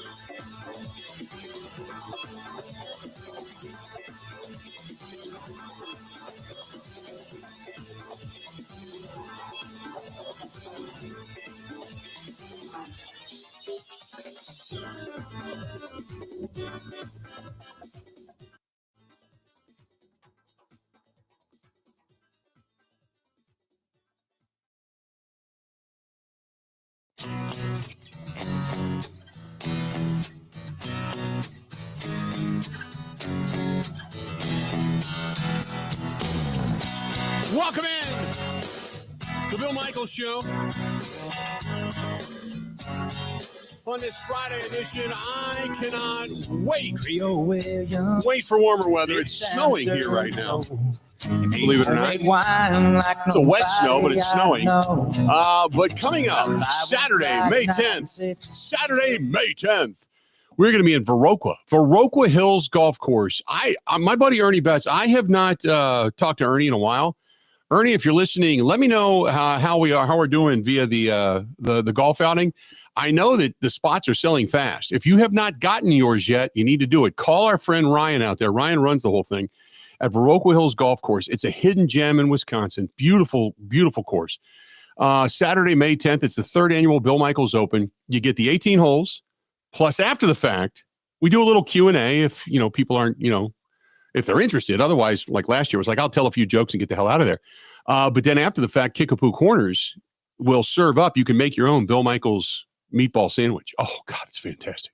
608-637-7615. 608-637-7615. Whether you're a single or a foursome, corporate, whatever, please get a hold of them out there. Get a hold of Ryan. 608-637-7615. Spots are going fast. The 3rd annual Bill Michaels Open at beautiful Viroqua Hills Golf Course in Viroqua, Wisconsin. There you go. 877-867-1670. By the way, our buddy Derek in Albany, who called me about that band, he sent me the link to it. Did you get it, Grant, by any chance? Did you get that band? Yeah, we talked about it off air too. I've been perusing. Okay. I'm always perusing during breaks. There we go. And of course, producing the show. my important that's okay. duties back here. I'd rather human interest stuff is what we want to do. That's what we do. So we just deliver news, sporting news, of course, but we deliver news. By the way, for those that didn't know, we have got Trey Hendrickson is out on the market, at least trying to shop himself. You've got big Jonathan Allen, the big defensive tackle from the Commanders. He is now out on the market as the Commanders cut him loose today. DK Metcalf wants to go someplace warm with a stable quarterback situation. That might take the Green Bay Packers out of the mix a little bit.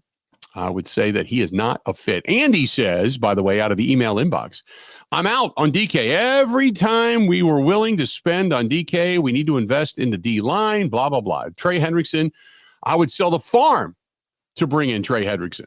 The Eagles won the Super Bowl because of their dominant defensive line play on both sides. That is where we need to get significantly better. Side note, check out Za Frazier, a JUCO player that transferred out of the UTSA, 6'3", 185, 4.39, 46 picks, a tackling machine with only a couple of missed tackles last year, a sleeper on day 3 of the draft. That's our buddy Andy. Andy playing the GM out there. I love that stuff. I love it. Eric says, hey, Bill, I've been one of the guys in the minority on DK. If I ask you and others in Green Bay, they're not one player away. For the price Seattle was asking for, and now that the camp is saying what he's saying about it, I'm even happier about not going to get him. I think we could use resources to trade a 3rd rounder to Tennessee for Harold Landry, the edge rusher, and with the extra money, sign a corner like Ward or Asante Samuel, and see if we then go sign Godwin. He can still take the top off and has a ring, which may garner a little bit more respect with our cap. This could all be possible. Okay, let me say this. They're not one player away. That I 100% agree with, without a doubt. But, and everything you said is true. I don't dispute that. But at some point, you don't have to do something that makes everybody wake up and take notice. But I think you have to do your due diligence to tell your fans and your players, it's time. Get excited. Barring mass injury, we're ready. We're ready to go win. I firmly believe that.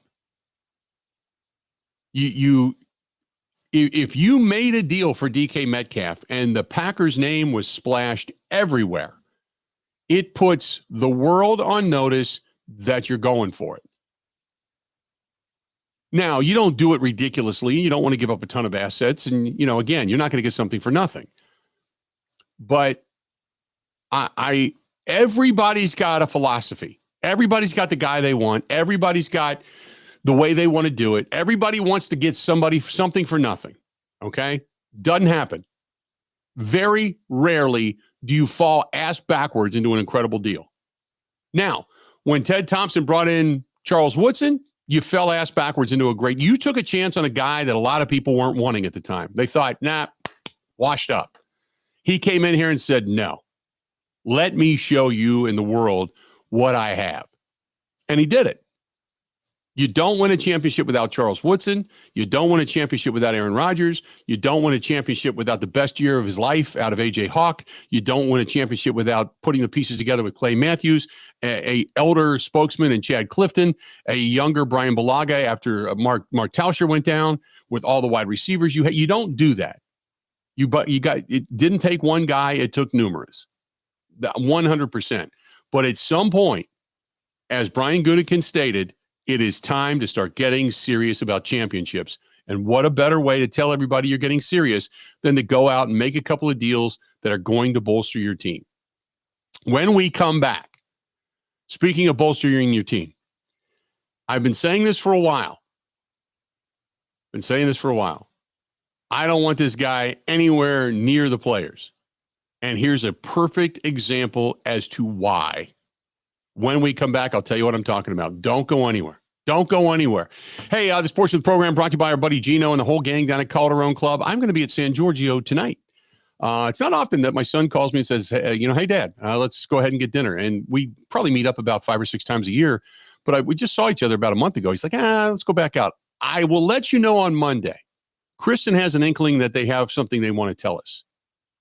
Maybe I could be a grandfather. Who knows? I don't know. Maybe not. But I'm going to go down there tonight. We're going to go just have a little dinner. San Giorgio, the Pizzeria Napolitana, fantastic stuff. If you're down there about 6-ish, I will see you there. Calderon Club on one side, San Giorgio on the other. Great Italian food, 838 Old World 3rd Street, downtown Milwaukee. More of the Bill Michaels Show coming up right after this. Covering Wisconsin sports like a blanket. This is the Bill Michaels Show on the Wisconsin Sports Zone Radio Network.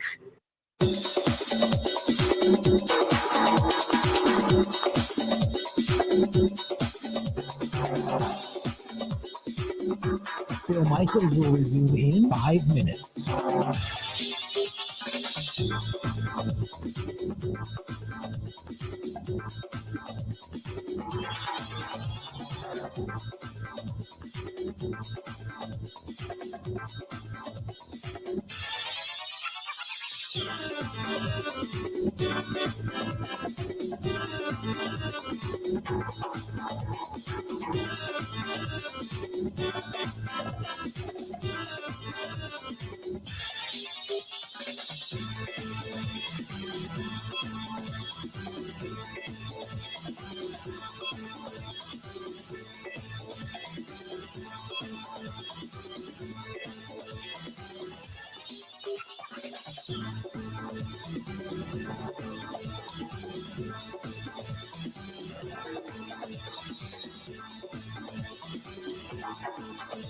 Bill Michaels will resume in 4 minutes.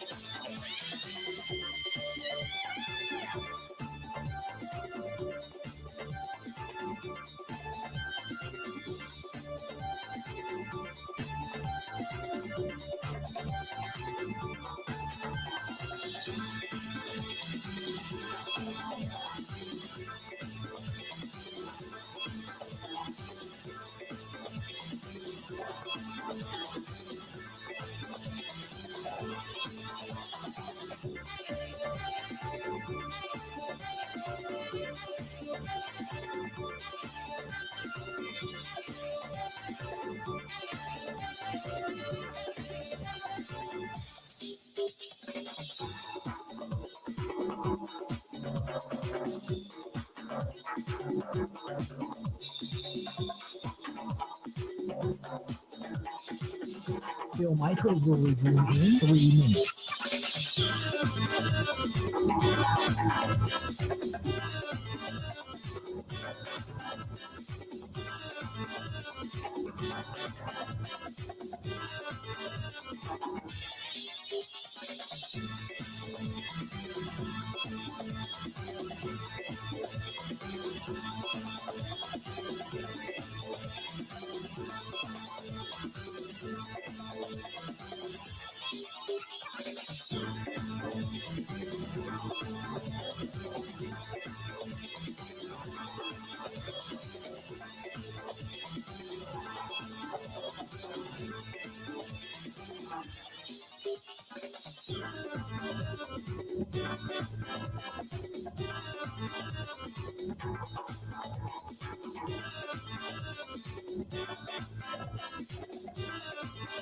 Bill Michaels will resume in 2 minutes.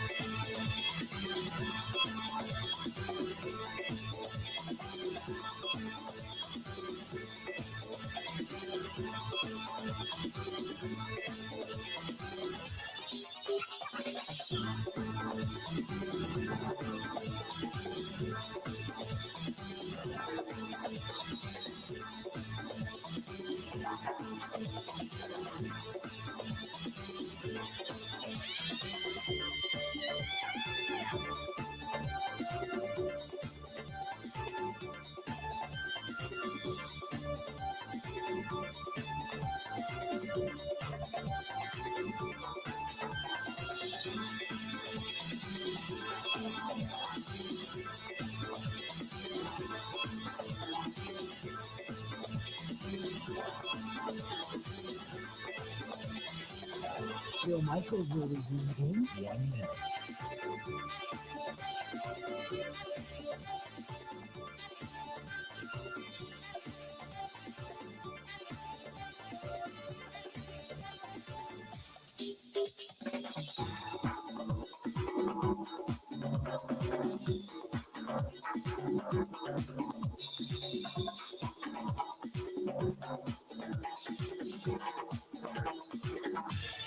Bill Michaels will resume in 30 seconds.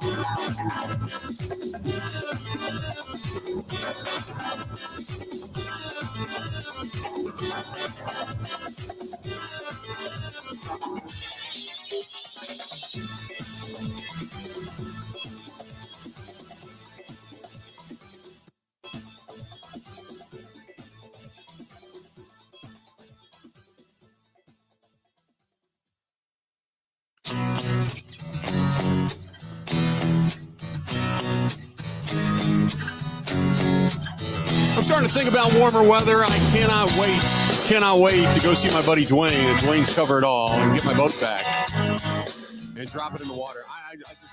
We were sitting here talking about it last night, about cruising around in some of the lakes, the inland lakes, maybe even out through the Milwaukee River or up at Lake Winnebago. Sun going down, grabbing something to eat at one of the tiki bars along the way and just enjoying the water. I can't wait for summer. I'm a warm weather person, always have been. If you are thinking about doing something to your vessel, whatever it is, maybe a pontoon, a ski boat, a cruiser, whatever it is you have, check out our friends at Kendor, Kendor, KendorMarine.com. Whether it's a part or something new, you can get you can get everything from depth finders to cleats, man. They have everything there. And the best part about it is you don't have to worry about shipping because they're right here in the state of Wisconsin.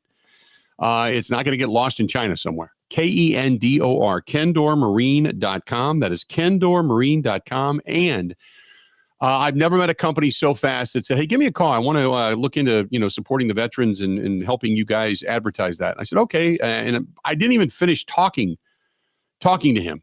And Dave said, done, just whatever the bill is, just send it to me. Really? Yeah. Just a great group of people, big supporters of our military, our first responders, their families, people in need. Kendor, Kendor, KendorMarine.com. That is KendorMarine.com. What else do we have? We got a ton of stuff today. Let's see here. This is from Dave. Oh God, no. He's talking about Buckwheat Bobby. Charlie in Denver says, hey, Bill, I don't get to listen to you live due to some of the work calls during the day, but does the increase in the potential for Devontae Adams because no DK Metcalf, no picks, just money? Also, how did Debo only command a fifth-round pick? Should we have jumped into the talks for that? I think DK would be a good fit, primarily due to the Watson being out. So we do need a fast, tall guy. I agree with what you said yesterday about keeping Wicks. If his route running is that good, he is giving me Adams-type vibes. Lots of drops early on, but focused on the route running. If he is, in fact, getting better and the drops all of a sudden start to fade away, he could ascend really quickly. That's our buddy Charlie in Denver who is texting us on the text line, 608-321-1670. The DK thing, look, Charles Woodson didn't want to come to a cold weather situation. He didn't want to come to Green Bay. And then he got to Green Bay and thought, boy, I love it. If I would have said no to Charles Woodson, I would have been an idiot. I'm not saying no to DK Metcalf. Charles Woodson, though, was talking about winning a championship. Charles was all about winning, man. That was it. He came in with a chip on his shoulder and wanted to win. That's what he wanted. If DK's all about, in that whole statement from Diana Russini, from all the people that she talked to and the agents around him, around DK Metcalf, and they said, yeah, what we want to do and what he really is looking for is warm weather, stable quarterback situation. Obviously, he wants to get paid. We want to get the money. And, the agents are going to say that. But there was nothing there about, man, just all he's got on his mind and wanting to win a championship. That's what I want to hear. Charles Woodson was like that. He didn't want to come to Green Bay. But when he got here, he went, holy crap, this is great. And I got a legitimate shot at winning a championship. He found out what it's like to play for an elevated organization. So could that happen here with DK? Absolutely. But the first thing I want to hear out of somebody's mouth is, yeah, I want to get paid, but I want to win a championship. Because the money is the big thing for everybody. We all know that. Money is respect. Money is security. Money is everything in so many different facets for what these guys sacrifice their bodies for. As long as they, and money is inspiration. I got paid, now I got to go earn it. To many, many players. To some, it's, once they got the money, they're like, okay, I've arrived. I don't have to work any harder. But the first thing I want to hear is, hey, if you want the money, that's fine. What I want is, I want to get paid, but I want to win a championship. And that would be the reason that I would say I would not mind if Davante Adams wanted to come back. If Davante says, look, I've gotten paid now. I got that big contract. I've got my generational wealth. I'm good for the rest of my life. Now it's about winning a championship, and I'd like to go back home and help Jordan Love and the Packers win a championship. I've been close with them before. We were sitting in NFC championship games. We just didn't get it done. I'm ready to go. To me, I would roll out a red carpet or a green and gold carpet, and I would say, come on home. Here's the open arms. Jump into them. Let's go. Lambeau leap into them. Let's go. That's what I want to hear. And he did say when he left, to this day, I remember that interview that he did on the NFL Network. He wanted to go play with Derek Carr and win a championship because he knew he had the contract. So now it's about winning a championship. And I still think he probably feels the same. I do. Out of the email inbox, our buddy Steve in Richfield said, I have to admit, I was all in yesterday about pulling the trigger on DK Metcalf, but after hearing the report from Diana Russini that he wants to play in a warmer climate, he wants a big contract, after hearing that, I've done a little bit of a 180. Unless he comes out and says he would welcome playing with Jordan Love. He had an early caller mention Jaden Higgins from Iowa State. I mentioned him to you a few weeks ago, and he is a Christian Watson clone. Can you imagine him and a healthy Christian Watson on the field at the same time? For what it's worth, I saw that Christian is already walking on a treadmill. He is ahead of schedule and has been still has a long way to go, but still encouraging news. Today, Trey Hendrickson would be a great addition for a 2 or 3 pick. He provides an instant, constant, and consistent pass rush that's only going to make Rashawn Gary, Kenny Clark, Devontae Wyatt, everybody better. And in my opinion, gets Halfley the 4-man rush that they're looking for. He could be the straw that stirs the pass rush drink. Have a great weekend. That's our buddy Steve in Richfield. Steve, you the man. Thanks so much. 877-867-1670, 877-867-1670. Let's go to Todd listening to us in Green Bay. Todd, how you doing, man? What's happening? Hey, good morning, guys. I was just going to chime in a little bit, and you kind of hit the nail on the head with that Steve reference. I think if Adams would come back, in that $15 million range, I think he's fits that 2 to 3 year window that the Packers are trying to really get it done in, and he could really help take that wide receiver group over the top. The defensive line, they definitely need to do something there, and I really hope that, they are able to find somebody, whether it's via trade. I don't know that Myles Garrett's a possibility, but I would like to see him maybe trade Alexander for a Garrett or a Hendrickson and just wipe the salary cap clean. Yeah. What are your thoughts on that? Boy, that'd be great if Cleveland would say, "Hey, we'll take Jair Alexander and a pick, and we'll give you Myles Garrett." I'd do that in a heartbeat. They're going to want a couple of ones, maybe a couple of twos, and your firstborn, I think. Which leads me into my statement that I went into before I went to break, which is a great call because it very much segued into that. So Myles Garrett said, okay, look, enough rhetoric, enough out here in the media. I want to talk to Jimmy Haslam, the owner of the Cleveland Browns and the Milwaukee Bucks. The face of your franchise calls you and says, I want to meet. I want to see you. It's the face of your franchise. Because a lot of times players want to be heard. They feel like, look, I've gone to the GM. My agents talked to the GM. The GM has basically gone to ownership and said, hey, ownership doesn't want to trade you. We're going to stand steadfast. We don't want to do this. You're the face of our franchise. We need you, blah, blah, blah. So Myles Garrett says, I want to talk to Jimmy Haslam. Jimmy, I want to come and see you.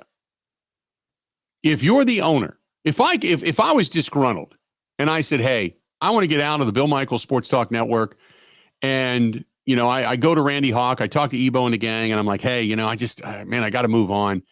And they say, no, we got to keep you. We got to keep you. And I say, no, I'm not going to go on. I'm not going to do this. And I call our president and I'm like, Tom Walker. I'm like, Tom, I got to talk to you. Tom would pick up the phone or fly back from wherever the hell he is in whatever part of the country he's in. And he'd probably sit down and talk with me because Tom knows, any boss knows, your people want to be heard. They want to feel like they matter. Now, you're not circumventing your general manager or anybody else, but you are letting your employee talk to you.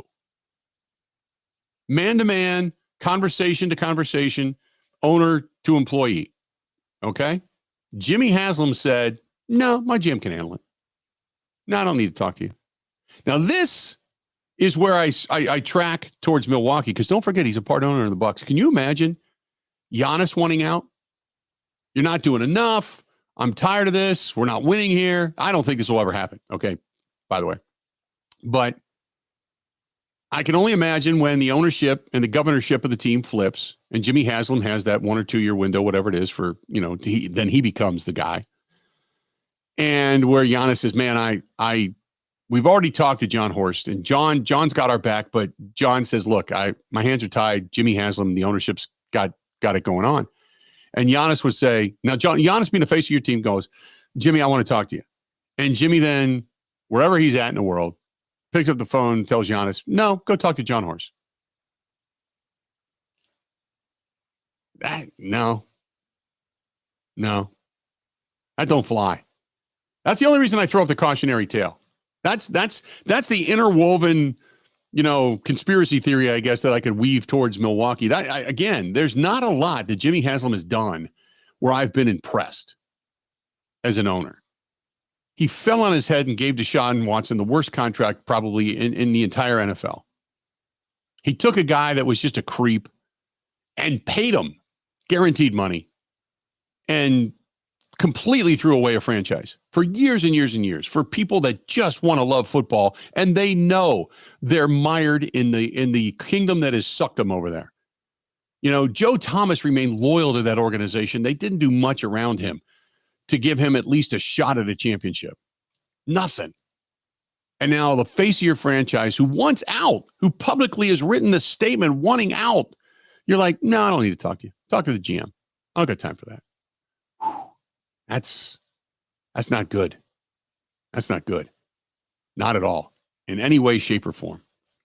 Let's do this. Steve, don't go anywhere. I know you're in Eau Claire. Hang right. If you're driving, you're probably already at La Crosse. And thank you for holding on. Steve, I'll get to you when I come back. I promise you. I swear to God. Right when we come back, I'll bring you in. More of the Bill Michaels Show coming up next. Covering Wisconsin sports like a blanket. This is the Bill Michaels Show on the Wisconsin Sports Zone Radio Network.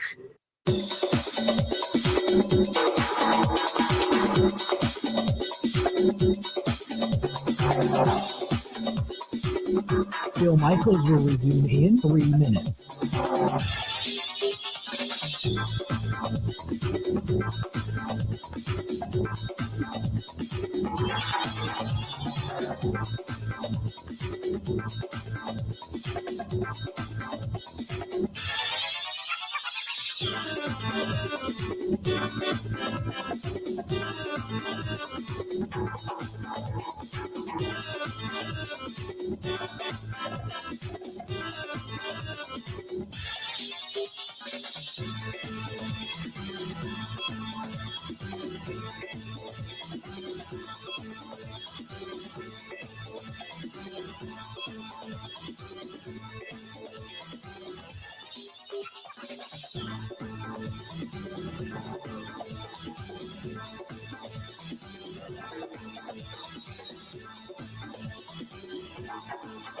Bill Michaels will resume in 2 minutes.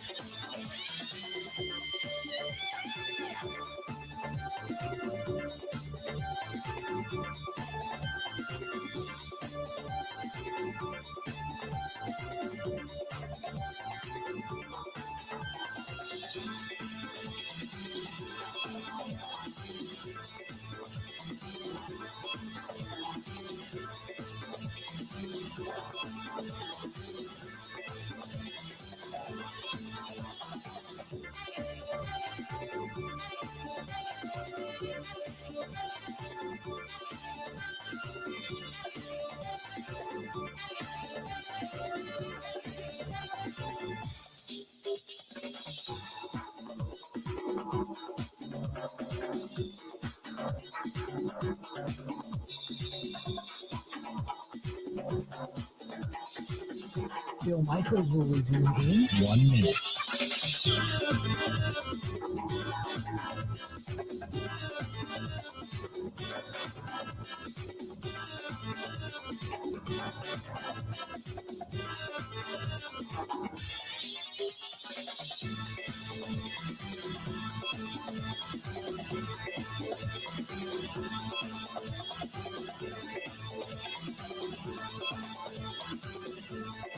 Bill Michaels will resume in 30 seconds.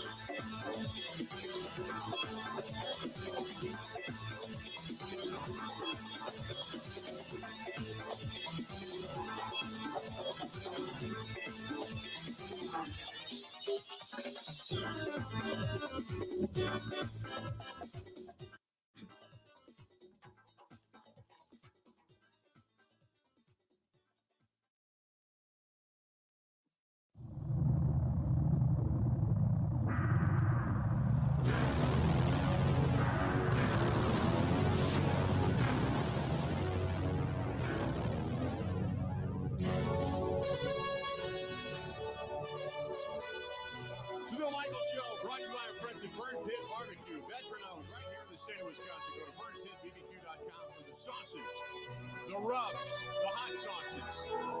They started out right here in Russini, Wisconsin, in their own backyard. And they've grown nationally, and it's all because of you. You tried it, you tasted it, you loved it, you kept going back. That's burnpitbbq.com. That is burnpitbbq.com. Back to the phone. Steve, taking a listen to us in Eau Claire. Steve, how you doing today, man? Thanks for holding. Hey, no problem, Bill. How's it going? Good. What you thinking? Well, I want to talk about Trey Hendrickson for a moment here. Yeah. Now, if we end up getting Metcalf, I think there's no way we try to make a deal for Hendrickson too. Not when Goody has already said that we have fewer draft picks this year than he typically likes to have. Right. Now, if we don't get Metcalf, I think it gets more interesting because I've been saying this whole time, good luck finding someone who will want to trade for Jair. But for as awful as the Bengals defense was last year, that kind of trade might actually make some sense. So I guess I'm wondering what your thoughts are on assuming for a moment that we don't get Metcalf.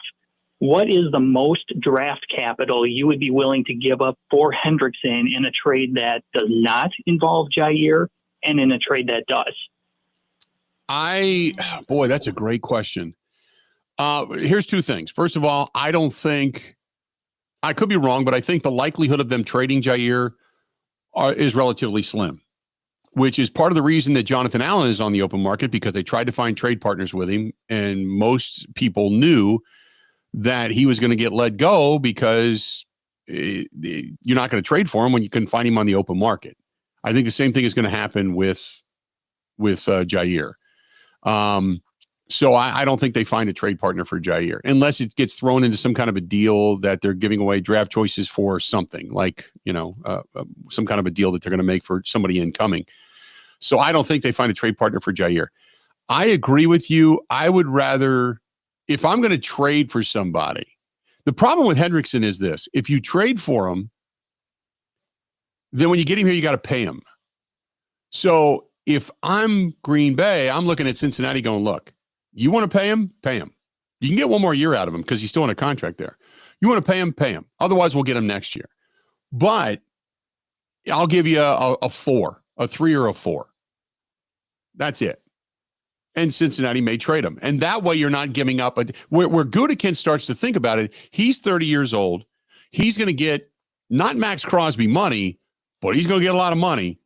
And you're only going to keep him for 2-3. You're going to sign him for a 3-year deal, probably keep him for 2 years.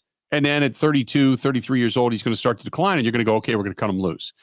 Goody's thinking, I could maybe turn that draft choice into a guy that's an edge rusher that I'm going to get under contract for 4 years with a 5th-year option at a lot less money. And he's going to become that guy. Where I differ from Goody is you've got a proven guy that can rush versus a guy that you don't even know who you've taken yet. An unproven player that you're going to have to groom over the next 2 years just to get to that level of Trey Hendrickson, if he ever gets there at all, to then rely upon this particular player to then help take you to the promised land.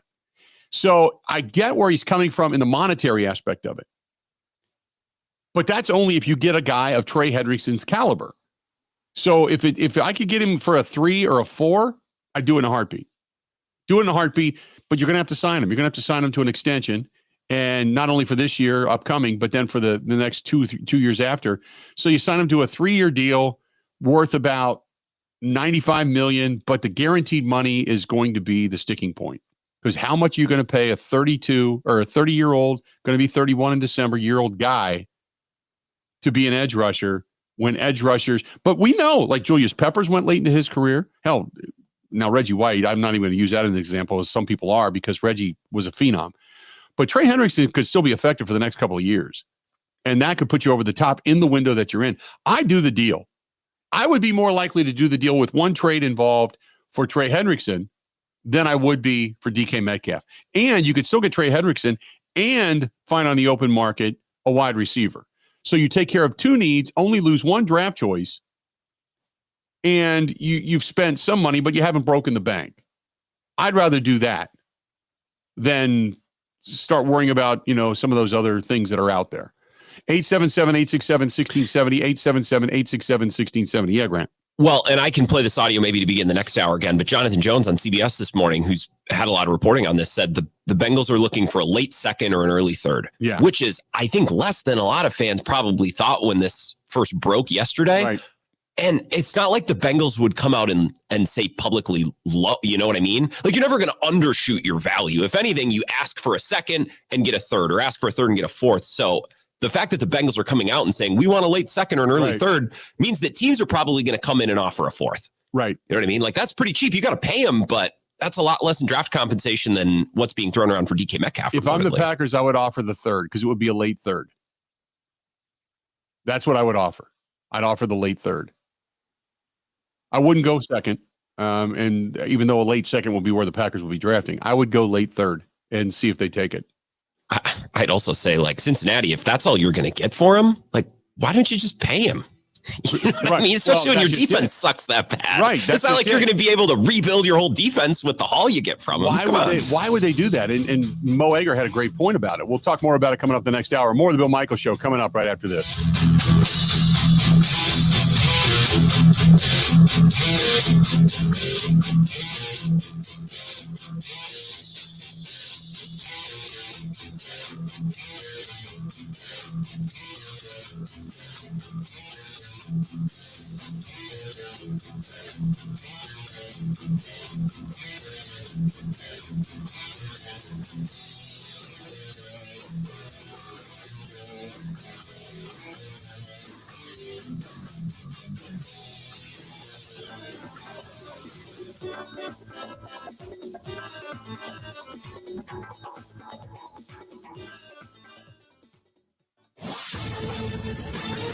This is a Wisconsin Sports Zone update. Well, that's 9 straight wins for Wisconsin over Minnesota as John Blackwell had 25 points and a career-high 11 rebounds to help the 11th-ranked Badgers beat the Gophers 74-67. Head coach Greg Gard talks on the resiliency of his team.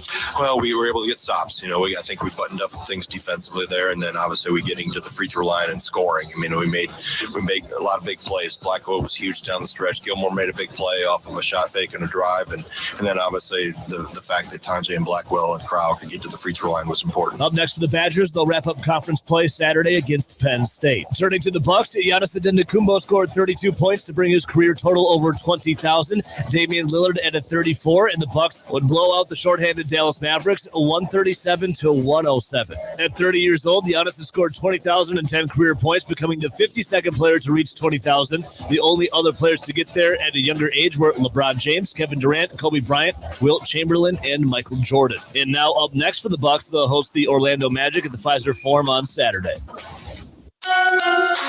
Rural Mutual Insurance, keeping Wisconsin strong. As a proud sponsor of the WIAA, Rural Mutual roots for all of Wisconsin's student athletes. Whether they're a hometown hero or they dream of the national spotlight, sportsmanship keeps Wisconsin strong. Visit ruralmutual.com/WIAA to learn more about how they support high school athletics. Rural Mutual Insurance, keeping Wisconsin strong. The Brewers made it official with left-handed pitcher Jose Quintana agreeing to a one-year deal with the mutual option for 2026. And finally, Wisconsin football will begin its 2025 season on a Thursday night when they announce their season opener with Miami, Ohio will be August 28th. For the Wisconsin Sports Zone Network, I'm Ebo. Well, in terms of trade compensation to secure Trey Hendrickson, talked with a couple of executives via text earlier, and it actually came back almost unanimous, where it would be the Khalil Mack-like trade. So go back to when Khalil Mack was dealt to the Chargers. The Chargers got Khalil Mack, and really it was about a second-round pick. There was a sixth-round pick involved in there, but for all intents and purposes, let's just say it's the player for a second-round pick. Well, Khalil Mack was also already under contract because Trey Hendrickson, no matter where he gets dealt, will certainly have to get an extension. You're probably going to lessen the trade compensation. So let's just say it's a third-round pick. Go back to last year, Brian Burns got dealt. He was a high second-round pick, but he also got paid. He's also much younger than Trey Hendrickson. So I think probably a fair, you can call it conservative estimate, but probably a fair estimate is if the Bengals can get a high 3, they would love a low 2. But at the end of it, if they are going to deal Trey Hendrickson, it's probably going to be somewhere in the neighborhood of a high 3 in order to ship him out.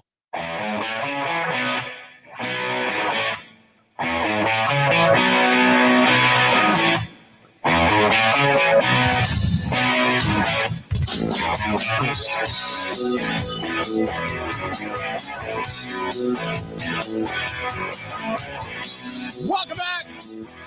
The Bill Michaels Show. We continue on. Trey Hendrickson. One of the latest to be told, yeah, go find a deal. We're good to go. Go find a deal. 17 and a half sacks, 35 sacks over the last 2 years. I'm not kidding you. 35 sacks. Some guys don't get that in a career. Over, say, 7 years. He's got him in 2 years. 35 sacks. So I for a third rounder, I do that. Now, again, you got to pay the man. It depends on what you feel he's worth. If you can work out a deal with him, but I do that. And again, I think every time we see the shiny object, we go, that'd be a great fit. That would be good for the Packers. And I'm sure Goody's probably up there rolling his eyes. He drives around. Goody listens to the program. I think he does. He's probably sitting in his car right now eating a sandwich, listening to the program. Not doing it inside the building because he doesn't want let anybody know that this is where he gets the brain trust. This is where it comes from. But Quick Trip fish sandwich out in the parking lot. Yes. So I'm good. I'm okay with that. He's doing the fish sandwich thing today on the first Lenten Friday of Lent, right after the Fat Tuesday and the Ash Wednesday. I forgot about that tonight. I can't do the regular Bill Michaels. Yeah, don't you dare eat meat. I know, tonight. Right? Go to hell. Yeah. But I that's what he's doing right now. He's probably sitting in there, whatever car he drives. What do you think Goody drives? Big SUV? Probably an SUV. Probably a big old SUV. Nothing in too Green Bay, yeah. Nothing too flashy. No. Probably like a Tahoe or something like that. Nothing crazy. It's not like some Maserati SUV. He's sitting there, maybe a Tahoe. He's probably sitting in the back too. He's probably got his legs kicked up on the console, eating a fish sandwich right now, listening to the show, and he's making notes. It's like, I had to get out of there. What's his nuts? Who's the money guy in Green Bay? Why am I blanking on his name? Russ Ball. He's like, if Russ Ball brings me one more spreadsheet today, I'm going to jump out of my office window in the atrium. I was thinking Russ Ball is tailgating outside behind him. Sure. He's got a tent up, making sure the snow doesn't hit him, just in case. But yeah, Russ Ball's sitting behind him right now. Joshua says, what about a station wagon? Maybe one of those green and gold ones, There you go. 877-867-1670, 877-867-1670. If you want to give us a shout, please feel free to go ahead and do so. We'd love to hear from you as we continue on. Mike Clemens, by the way, coming up bottom of the hour. Looking forward to that. We'll talk with Mike, and we'll kind of pick his brain on all this stuff. The stuff like this, and I keep telling myself, you got Trey Hendrickson that is out there, and Jonathan Allen just released by the Commanders. He would be a big defensive presence, and on and on. And then you've got, obviously, there's DK Metcalf and the trade talk, and then there's, Devontae Adams is out there. Chris Godwin's out there. Oh, yeah. All these guys would look good in green and gold, right? And it comes fast and furious. And then I kind of try to think to myself, let's step back and think of this as, say, Goody would. Let's slow our roll here. Goody's got it all coming out, and I'm sure there's phone calls being made. That's what they do.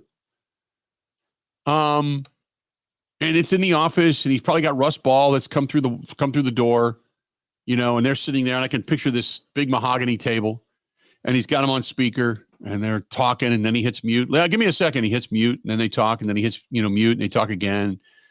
And there's a lot being discussed. And he's probably weighing all of his options and looking at it going, okay, this is something we can do. This is something we can't do. This is something I don't want to do. So he's probably doing all of that. Very much slow your roll. Let's get the best deal. Let's figure this out. And we'll add something. A piece or two, maybe. So for as much as we're jumping all over stuff and figuring out the values of things, and I don't think we're wrong, but he's probably going, okay, just slow your roll. We're gonna get there. Just hang on a minute. Let's go to Jeff listening to us in Minocqua. Jeff, how you doing today? How's it up in Minocqua right now? You got any snow on the ground up there? Yeah, hell yeah. I just talked to my buddy up there that plows snow.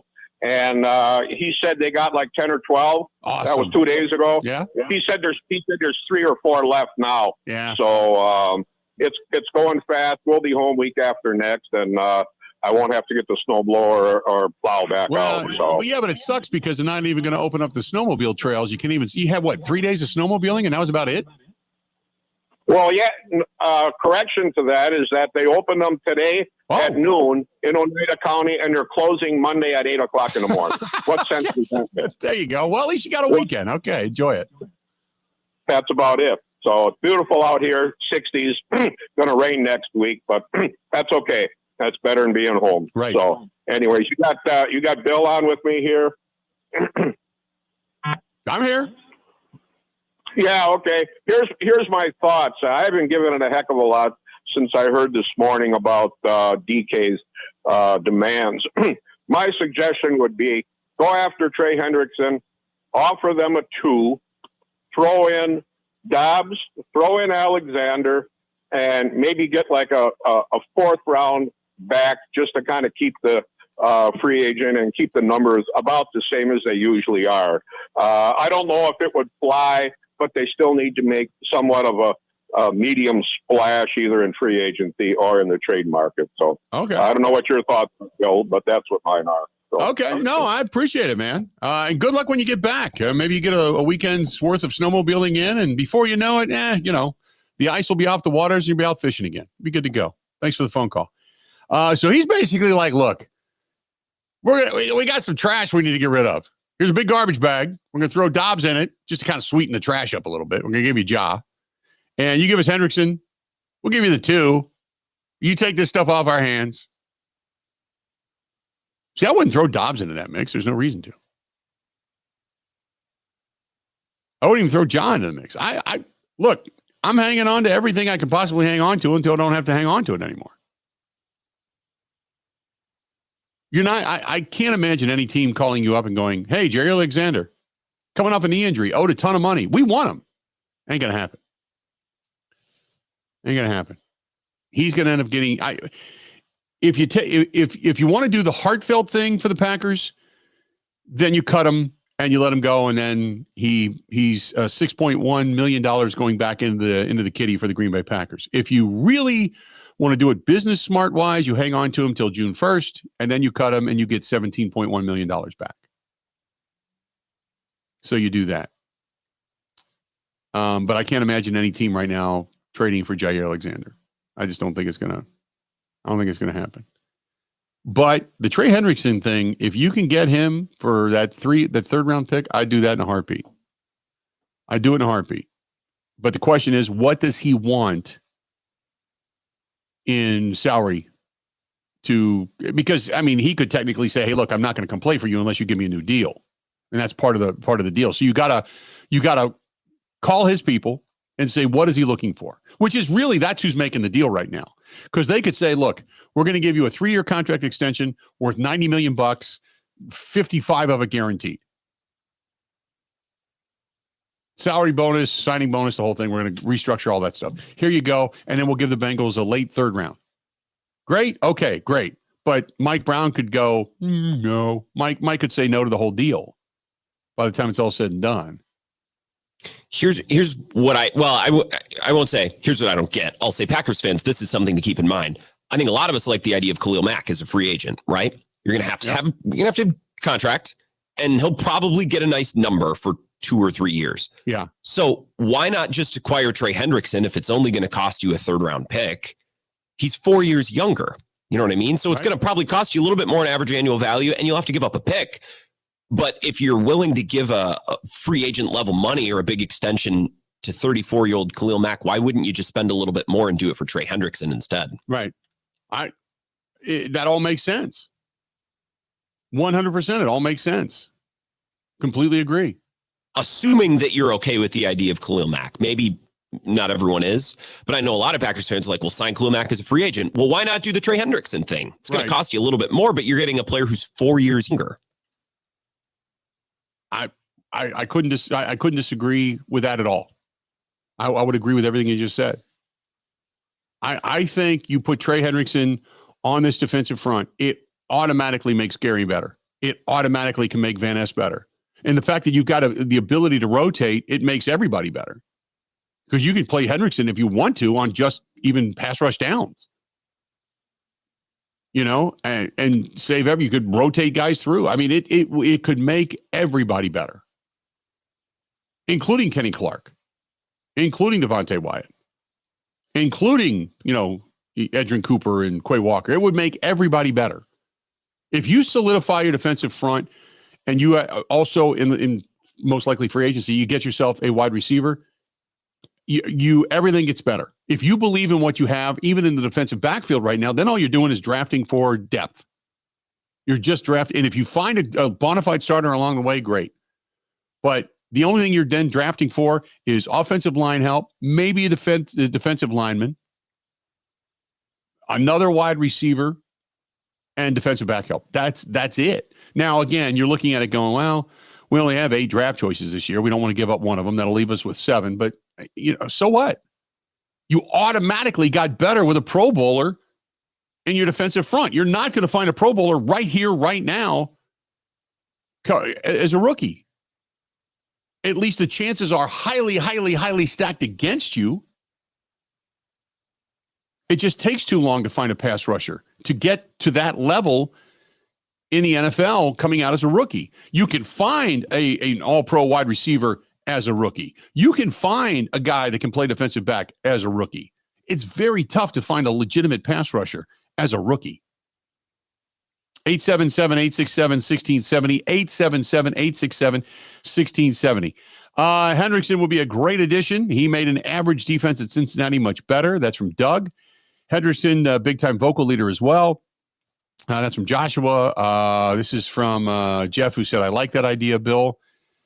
Just trying to get some people's voices over off the live stream to chime in. Michael says, I can't believe anybody for not wanting Jair Alexander. I want a ball player, too. He's an expensive bench warmer right now. Bobby says, why the hell would anybody trade for a player that's making that kind of money and only plays 30% of the time? That's what I'm saying. Nobody's going to trade for Jair Alexander. You can find it, but it's not going to happen. Not going to happen. Let's see here. Joshua says the way he plays, I'd give up a number 1 for Hendrickson, to be honest. Defensive ends take time to develop. That's from Dwayne. Over on the email inbox, this is from Stein. Stein says, I would take Trey Hendrickson and give up a 2 or a 3. You're 100% correct. He can come in and lead your defense immediately. This is from Ashby. Ashby says, he would be the indicator piece to all your fans and guys inside the locker room that it's time to fly for the Green Bay Packers. He would be that kind of a get. And then Eric says, I like the Hendrickson idea, and then go out and spend money in free agency on a wide receiver to be a legit number 1, pick up another wide receiver in the draft, and you are pretty much set. The only other thing you would be looking for after that is depth, like I've said, is the depth thing. That's it. 877-867-1670. Don't go anywhere. We got a whole lot more of the Bill Michaels Show. Bottom of the hour, Mike Clement's going to join us. And we all know Mike's going to have some thoughts on all this stuff. We're going to get in all of that. especially coming out of all the informational stuff from the combine as we start to look towards the NFL draft. We got free agency. We're only 3 days away from the legal tampering period in free agency coming up on Monday. So we've got that going on. Stay tuned. Got a whole lot more of the Bill Michaels Show. This portion of the program brought to you by our good friends at Potawatomi Hotel Casino, the sports book. Oh, it's going to be a buzz. It's going to be a buzz, not only for the NFL draft, but you talk about March Madness. We're only a few weeks away. We got the conference tournaments that are coming up. Some of them have already started. So get into Potawatomi. If you want to place a bet, you want to get in there and just kind of check out the action, you can. Potawatomi Sportsbook. Go to paysbig.com. That is paysbig.com. Stay right where you're at. Don't go anywhere. This is the Bill Michaels Show on the Wisconsin Sports Zone Radio Network.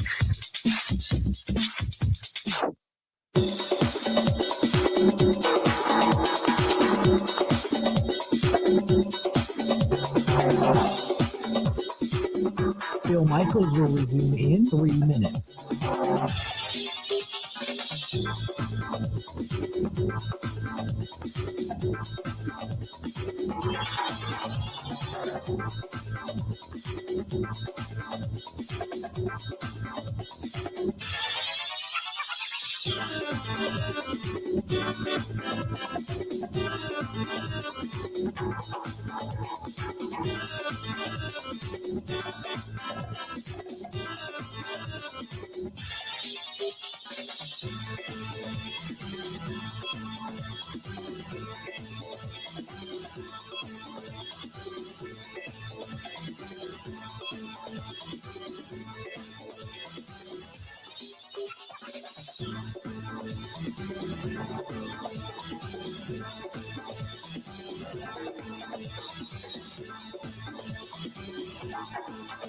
Bill Michaels will resume in 2 minutes.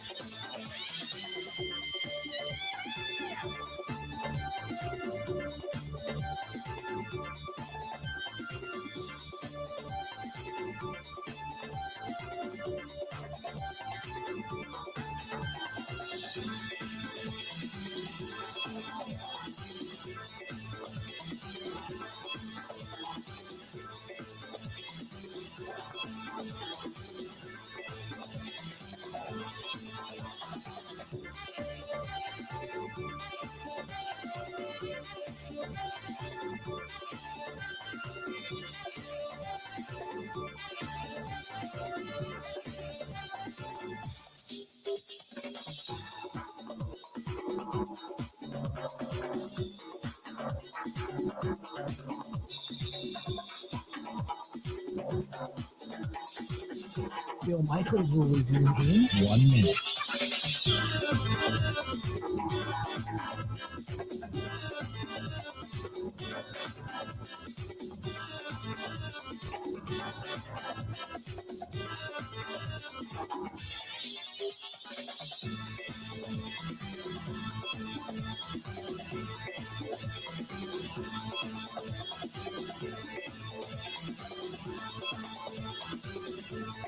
Bill Michaels will resume in 30 seconds.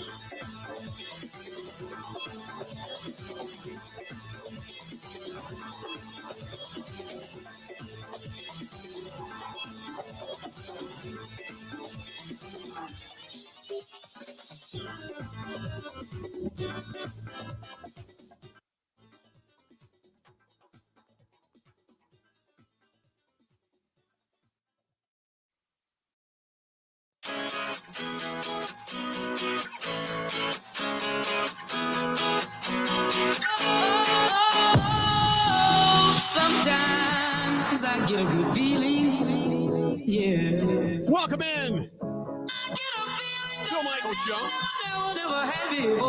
By the way, I mentioned before about our guys from Birthday Barbecue.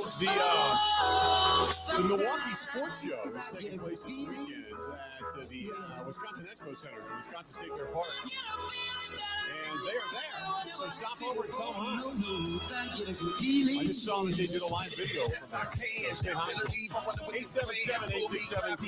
877-867-1670. 877-867-1670. You want to find us, please feel free. Go ahead and say howdy. You can text us 608-321-1670.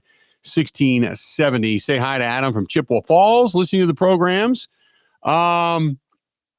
DW says, hey, Bill and Grant, I would also go after the stud defensive lineman, Allen. The time is to go for it right now. That's from DW. You're not going to get everybody. And that's the one thing. I mean, you can, don't get me wrong. You could bring in Jonathan Allen. You could go after Trey Hendrickson. You could go after Devontae Adams and, hell, DJ Reed for that matter, and just max yourself out at the cap. But at some point, you got to remember, you got to pay some guys down the road too. But if you would do that, think about that. If you did it all, say Goody just said, to hell with the draft. We're going to go all in. We've got great guys. We've got the youngest team. We're going to go all in right now. We're picking up Jonathan Allen. We're picking up Trey Hendrickson. We're picking up DJ Reed. We're going to pick up Devontae Adams. And we're going to have one draft choice, and we end up getting like a Ibuka. We wake up. The Packers would have no draft choices, right? Or very few. We'd go to the draft. We'd be like yawning. Like, who cares? No Packers fan be like, let everybody else go to the draft. We're going to stay home because we're ready to kick some ass. That's the way I would feel. I know some fans would be like, I can't believe they're not drafted. But to me, it'd be like, boy, go for it. You take the draft. I'm good. I'll go. I'll walk around. I'll cheer on other teams. I'll cheer on AFC teams. Yay. I don't care. Because I know at that point, like every hole on the Green Bay Packers has been filled. Brian Gutekunst announces with the 377th pick in the NFL draft, they pick up Yo Mama out of St. Mary's College. Yay. Who cares? We're on our way to a Super Bowl. It doesn't matter. I'd do that. Yeah, I think it's time that we start competing for championships, right? Yeah, time to compete for championships. I jump into that pool. 877-867-1670, 877-867-1670. Yeah, they say DJ Reed, I'm not real big. How many number one receivers has he really shut down? It makes it easy when you got Sauce Gardner on the other side. Well, it depends if they're playing full press man or if they're playing zone. That's first and foremost. Look, there is no shutdown corner in the NFL anymore. Let me say that. Can you say that DJ Reed is better than Jair Alexander? I would say yes, because it's available. I think corners might be a lot like closers in that they're good relievers, but you got to get hot for a stretch, like what Tramon Williams did in 2010, or Sam Shields for that matter. Like those guys weren't dominant shutdown corners their entire career. They were nice corners who I'd bring back, and I'd have them play for the Packers right now if I could. But it's also those guys playing their best and kind of getting hot at the right time. Like a closer. Yeah, exactly. But it also goes hand in hand. Do you become a good defensive back because your defensive front is getting after it? Like take a look at what happened with, we'll just say the Super Bowl, for example. The defensive backfield for the Philadelphia Eagles looked great because they didn't have to do much for very long. Just stick with your guy for about 2.5, 3 seconds. Because after that, all you saw was Patrick Mahomes running for his life or going down. And then when they pressured him, he threw the ball into harm's way. So does it's chicken or the egg? I mean, was Jerry Rice good or was it because of Joe Montana? And was Joe Montana great because of Jerry Rice? It's the same thing with defensive backs. Are they really that good? Or are they that good because quarterbacks have to get rid of the ball too soon because the pass rush is after them? I tend to think I want to build from the trenches. So if you do get a guy like DJ Reed in the secondary, because then you look at a guy like Trey Hendrickson on one side, and going back to the whole Jonathan Allen thing, you bring in Jonathan Allen, you got Kenny Clark, you've got Devontae Wyatt, you got Rashawn Gary, a guy like Trey Hendrickson, you got rotation of big bodies up front. That makes everybody better. When you've got beef and ass whoopers up the middle, that makes everybody better. So yeah, I agree with you. Then you would not need Darrelle Revis alongside Deion Sanders in their heydays to sit back there and be great if you've got a pass rush that's getting after it. And I think that's what Matt LaFleur was alluding to. It's why it kind of starts up front. 877-867-1670. You can call in. Would love to have you. Who else do we have here? This is Ryan of Manitowoc. Is Goody the only one who looks at possible player trades and players hitting free agency, or is there a group of people like a scout team or coaches that might talk to Goody about possible player trades or players becoming free agents? Thanks. Ryan, that's a great question. The answer to your question is yes. Goody looks at it. Scouts will look at it. Coaches, because remember, the coaches, not even just the head coach, but the coordinators, the assistants, everybody's got somebody they've worked with in the league. They all have familiarity. And yeah, if a guy becomes available, I'm sure that Rich Bisaccia will walk upstairs, or, Hafley will walk upstairs, or, you look at anybody in any coach, they'll say, hey, just if you've got your eyes on this guy, I worked with him, I coached him, or whatever. This guy's got a great work ethic. This guy really busts his ass. This guy's a great leader. This guy's got all the intangibles, whatever. Or they can walk upstairs and do the opposite. They can say, this guy was a headache. This guy was a pain in the ass. I wouldn't want this guy in our locker room. That type of thing. So yes, Goody looks at it. Russ Ball looks at it. I'm sure agents are calling both. I'm sure there's assistant coaches, head coaches, all of that. They all collaborate. I would assume that's the way it goes. I mean, I know that assistant coaches have said before, when this guy came available, I said this would be a guy that I'm not saying you got to go get him, but if you want my opinion, this would be a guy that I would welcome into our locker room. So I've heard that from assistant coaches before. Let's see here. Who's this from? This is from Dan. Dan says, hey guys, I think we're missing the point. I would draft a couple of wide receivers without spending a ton of money on Devontae Adams or anybody else for that matter. Maybe you find your one in the draft, but I would put all our resources into defense. Defense is what wins you championships. That's why the cliche is real. I don't disagree with that. But here's my philosophy, okay? You have some holes. Number one, number two, number three, depending on what order you want to put them in. Wide receiver as a number one, edge rusher, and then corner. Number four, also what Wayne Larrivee alluded to yesterday, was offensive line. Okay? And TJ Slayton not being under contract, you'd probably go a defensive front man as well. Okay? I'm not saying you got to go out and go number one, number two, number three, number four, and fill it. What I'm saying is, what's the best available for your team that makes the most sense? Let's take care of that. Okay, slide this guy into that particular. Now that hole, we'll say, at least for the time being, is temporarily filled. We know we need to backfill it with draft choices, but that hole is temporarily filled. And then let's see what the next best deal for us is, and so on and so forth. If it's a trade, let's make that trade. If it's free agency, let's make that deal in free agency. I don't think, and I said this, and now I'm going to backtrack. I'm going to sound like a hypocrite here, but I think the Packers are going to do two deals. Two deals. I don't know what they're going to be. I don't know if it's going to be a trade. I don't know if it's going to be free agency, combination thereof. I don't know. I get the feeling with as many people now are throwing the Packers name around that they're looking over that fence. I get the sense that they're looking in different areas for different things.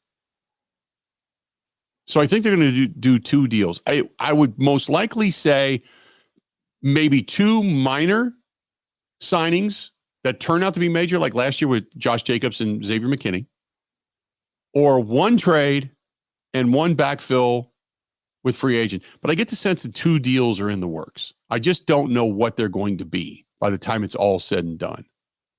But I kind of get the sense that that's where this may end up. If I had to be a betting man, 877-867-1670. Don't go anywhere. Coming up next, the man himself, Mike Clemens, is going to join us. We'll talk with him about a lot of this same stuff. Our friends at ABC Audio Video, great people. Chris and the gang always supplying us with TVs to give away, and they've been great with us. If you are looking for something for, say, a home theater, if you are looking for something for a boardroom, a meeting space, they can do that. They can also do your bar. If you got a bar and you're going to put a sports bar out there and you want to have somebody come in and do all your audio video, they're the people to call. That's ABC Audio Video, home entertainment, business entertainment, simply done right. Call Chris and the gang anywhere in the state, by the way. They've worked in Green Bay. They've worked out in Madison. They've worked in Milwaukee. They've worked out in La Crosse, all over. 262-483-6656. 262-483-6656. Give Chris a call. More of the Bill Michaels Show. Mike Clemens next. This is the Bill Michaels Show on the Wisconsin Sports Zone Radio Network.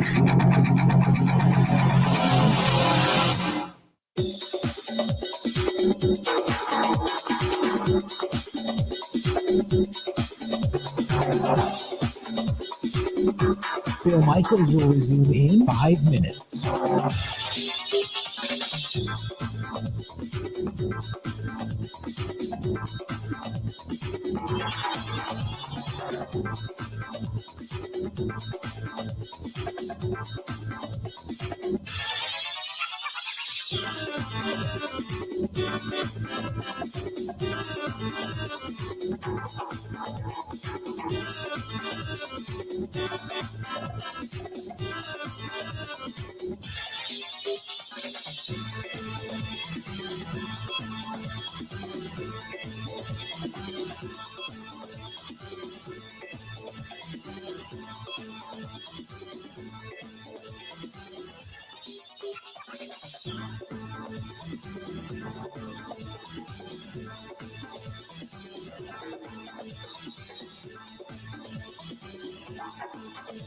Bill Michaels will resume in 4 minutes.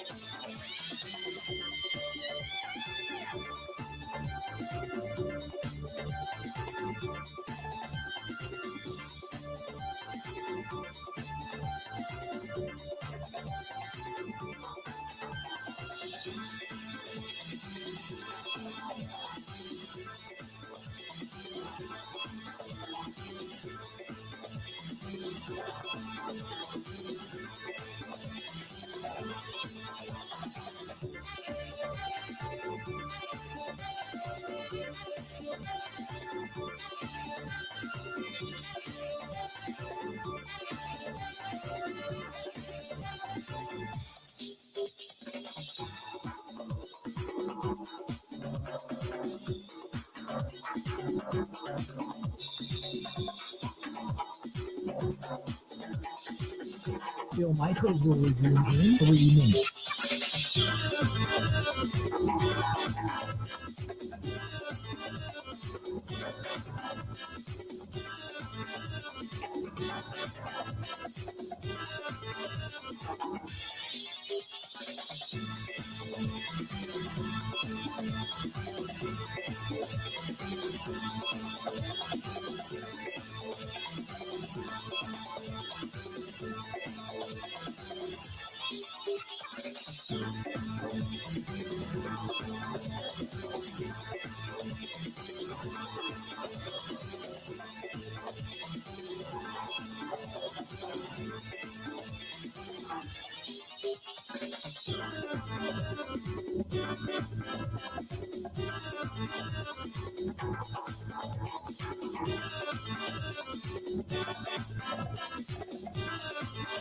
Bill Michaels will resume in 2 minutes.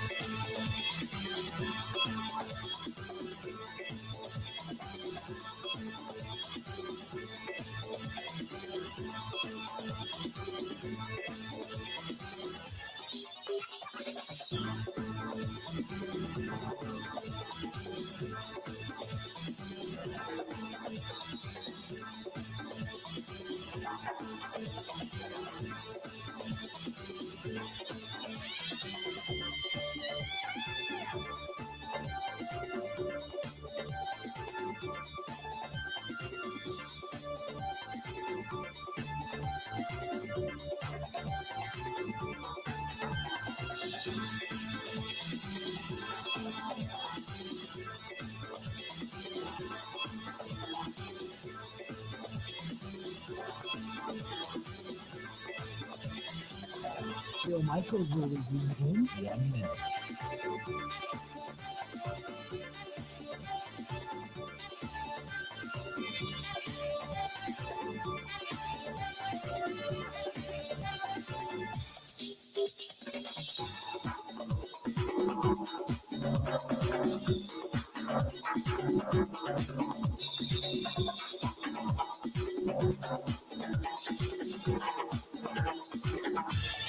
Bill Michaels will resume in 30 seconds.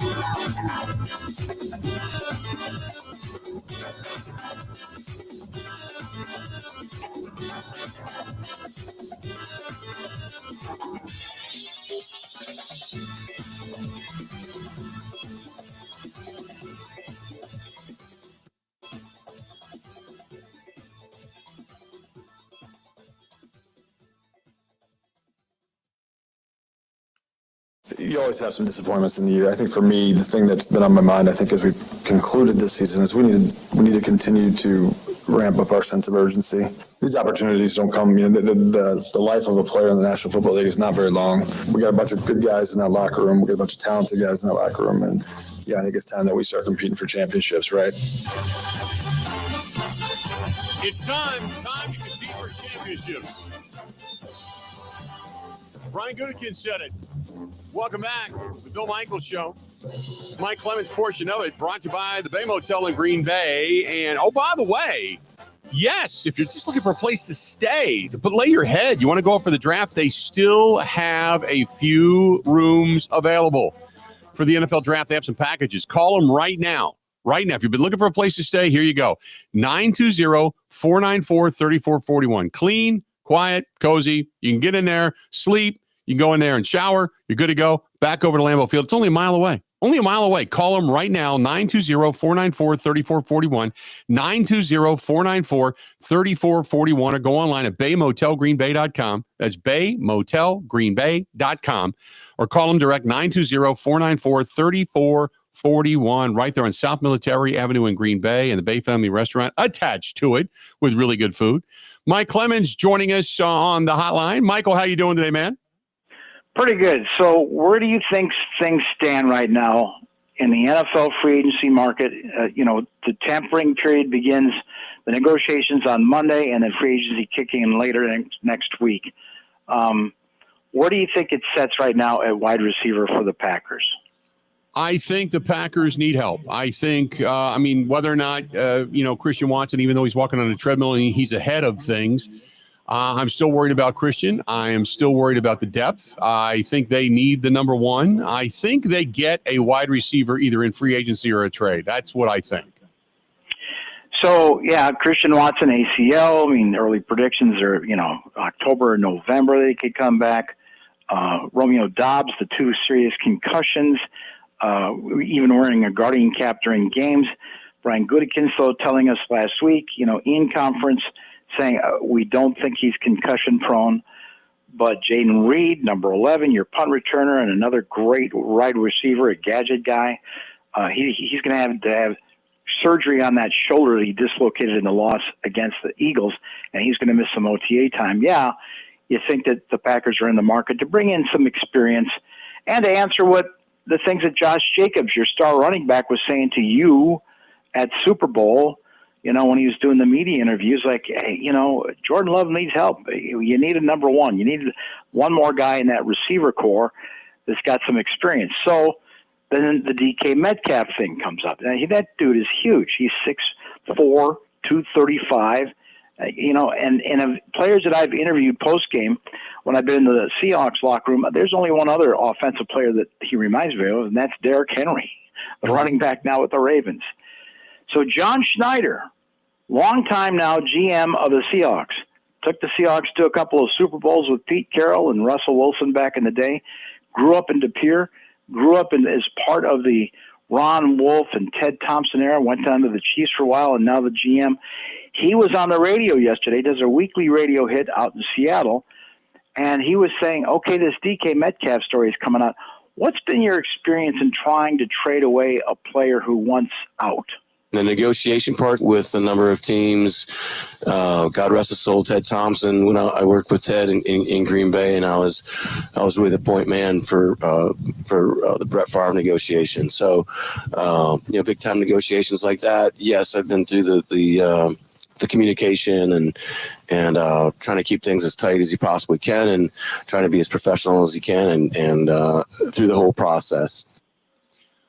And he's right. A player that says, hey, I want out, suddenly you don't get the value for him that you think you're going to get, because everybody now knows you need to trade him. So I understand all of that. And, of course, probably Buzz Cook back in the day. Remember the talk about, Tampa Bay or New Orleans Saints, or some of the wish list for Brett. And of course, we knew that Brett really wanted to go to the Vikings, but John said, "No, we're going to send you to the Jets, okay, over in the AFC," and that's where he ended up going. Now, Schneider said on the radio, that DK Metcalf has been a good player. I think that, to me, there's been some moments where, he's kind of like a guy who complains, like, I'm not getting the ball enough. And he might have been right about that. I called a buddy of mine in Seattle that covers a team this morning about that. He goes, there's that weird thing he was talking about, how much he likes to eat candy during the games last year. But yesterday, John Schneider was asked, can you confirm, John, that the Seahawks, that DK Metcalf has gone to them and that he wants out of Seattle? Obviously DK has requested a trade, and we are, entertaining that. We are talking to a ton of teams, taking offers, seeing what that looks like, and here we go. I mean, you always have to do the thing to understand here is that, our responsibility to, Jody Allen, the 12s, first and foremost is doing what's absolutely best for the organization. And then B, what's best for the player. Hopefully, both those things merge and it's an ideal situation. Sometimes it happens, sometimes it doesn't. Hopefully in this situation, it does. The interesting part of all of this, Tyler Lockett's out. Now DK Metcalf wants out. It's like, first of all, what are they doing there in Seattle? What direction are they going? And, and he says ton of teams. So he's actually doing a little propaganda there by saying a ton of teams are calling, ton of teams, which if any general manager's listening, they're going, oh my God, is he right about a ton of teams calling to up the price? Or is he saying that obviously because he's throwing out a little bit as they love to do, Mike, we know that, the misnomers.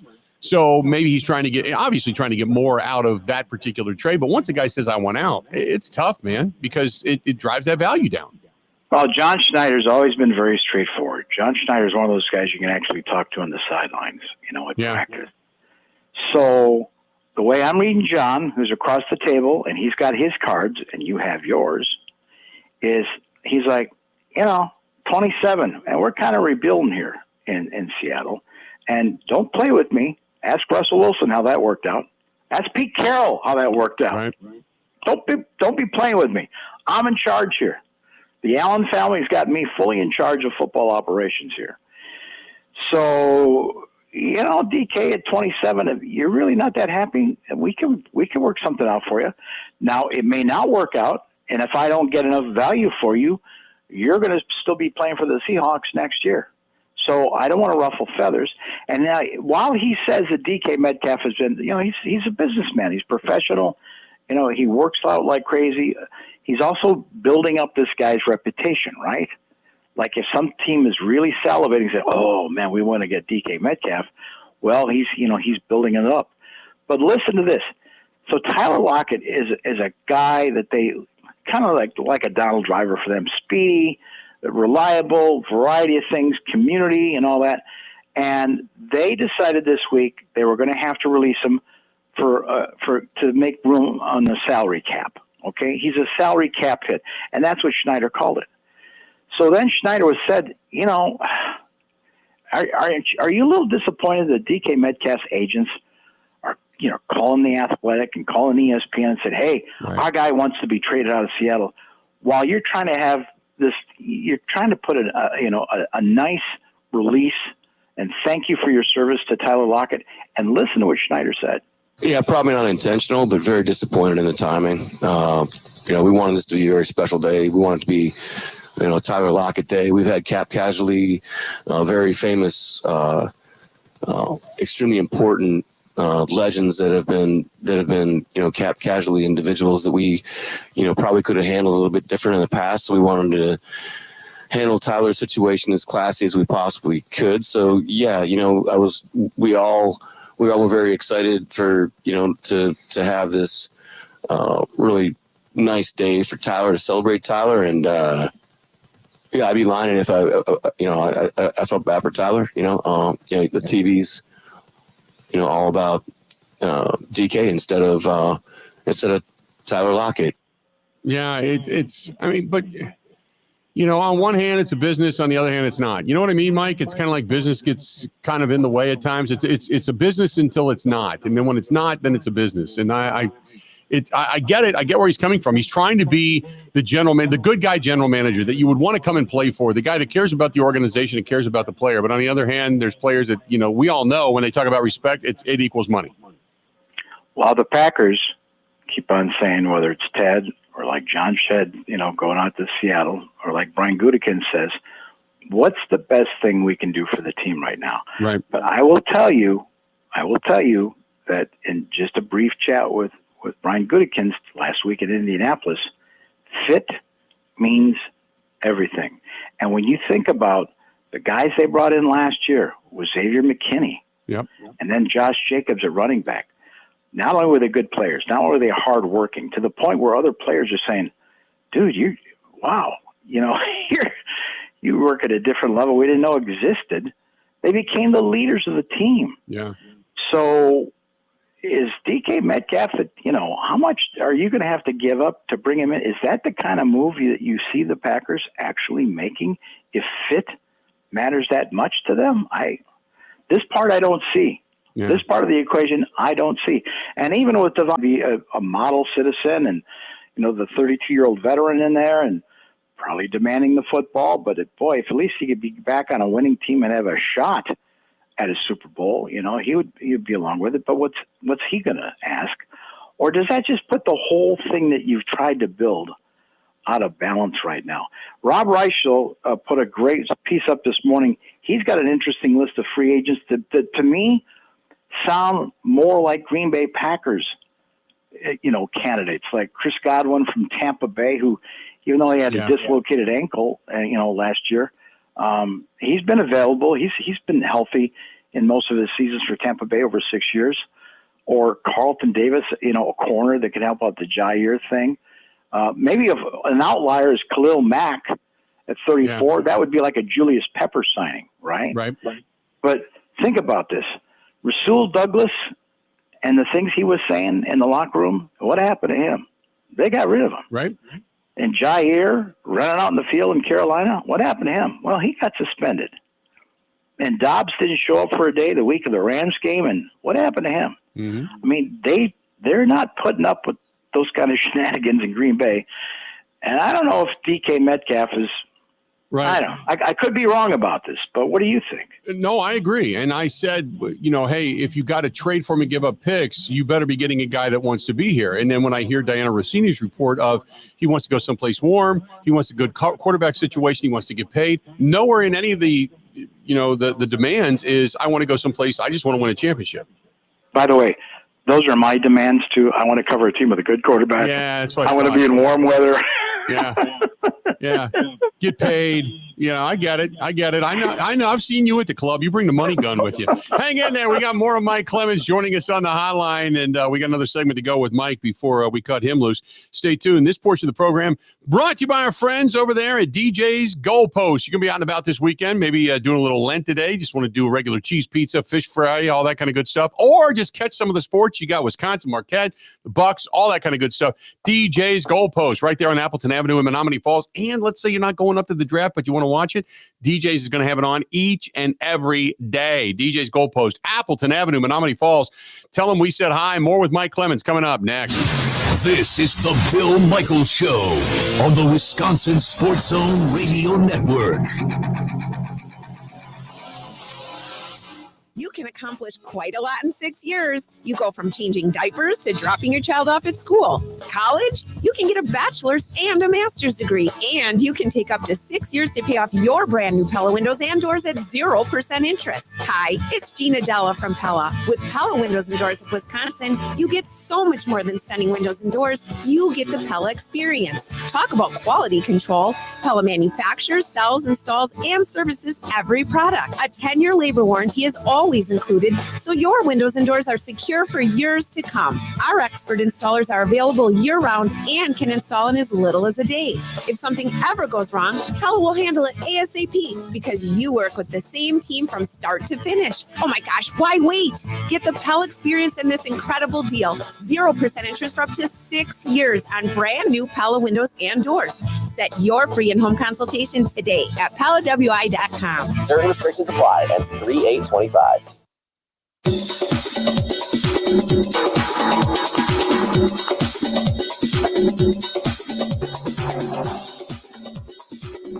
Bill Michaels will resume in 3 minutes.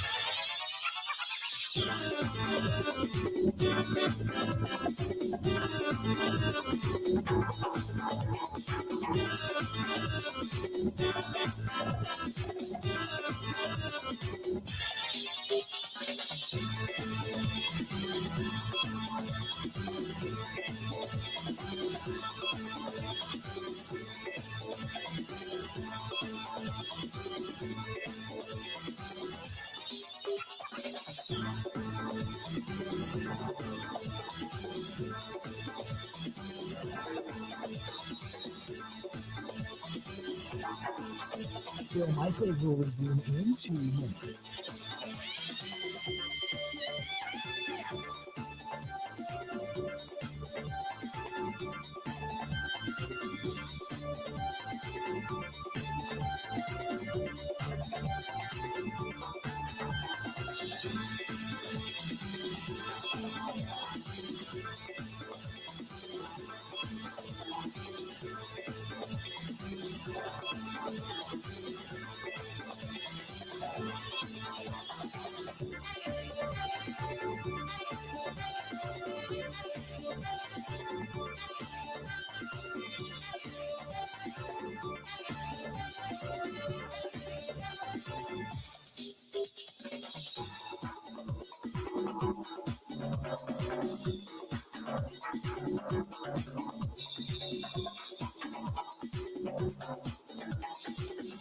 Bill Michaels will resume in 1 minute.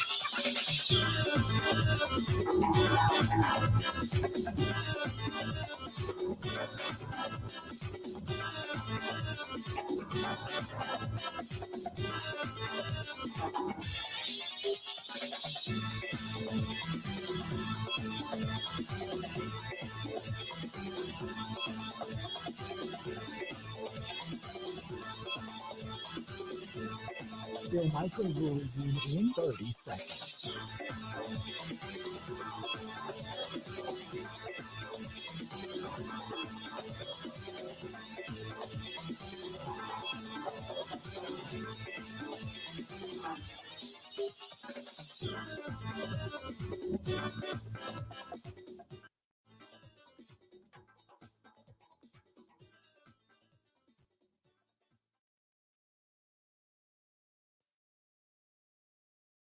You always have some disappointments in the year. I think for me, the thing that's been on my mind, I think, as we've concluded this season, is we need to continue to ramp up our sense of urgency.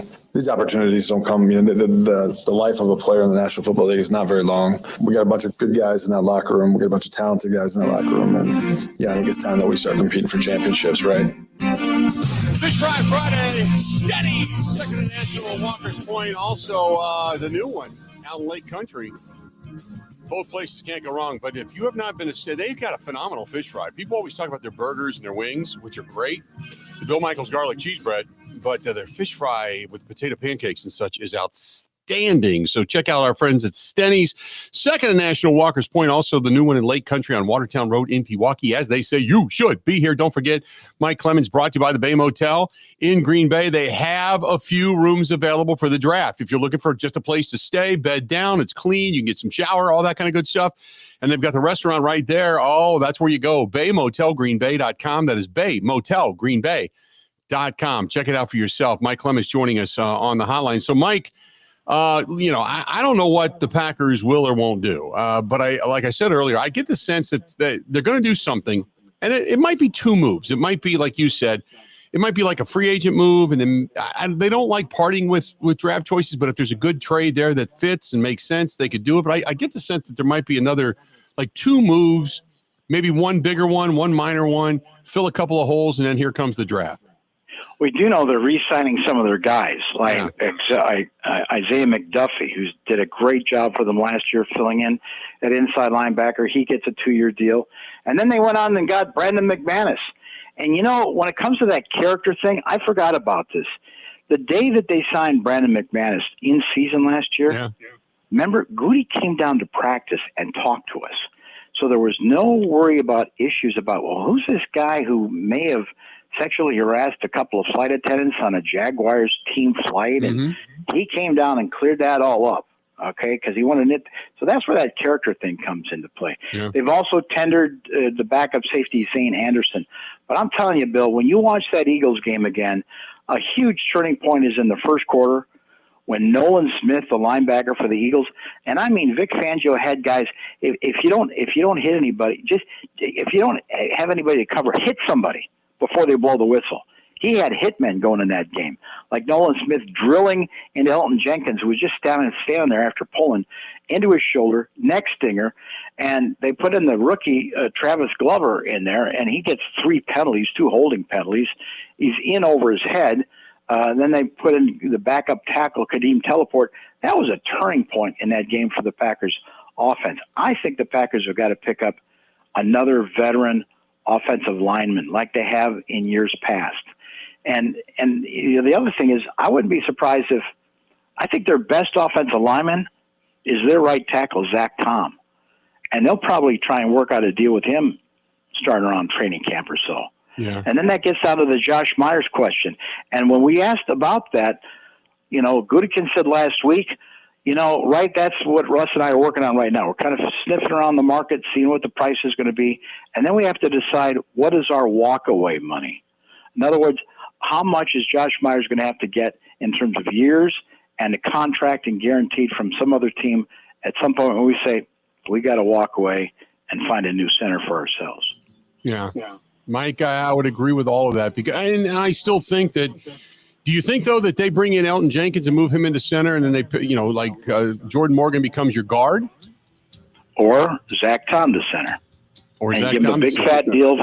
Give him a big, fat, beautiful deal to do that for the next 4 or 5 years. Yeah. Yep. Mike, great stuff as always, bud. We'll talk to you again real soon, okay? Especially if anything breaks via the Packers. Have a good weekend, Bill. All right, buddy. You too. There you go. That's our guy, Mike Clemens. Don't go anywhere, though. We still got another hour yet to go. Breaking down all this stuff. There's names on the market. There's trades to be made. There's free agents that are out there. All of it. Stay tuned. Another hour of the Bill Michaels Show coming up right after this.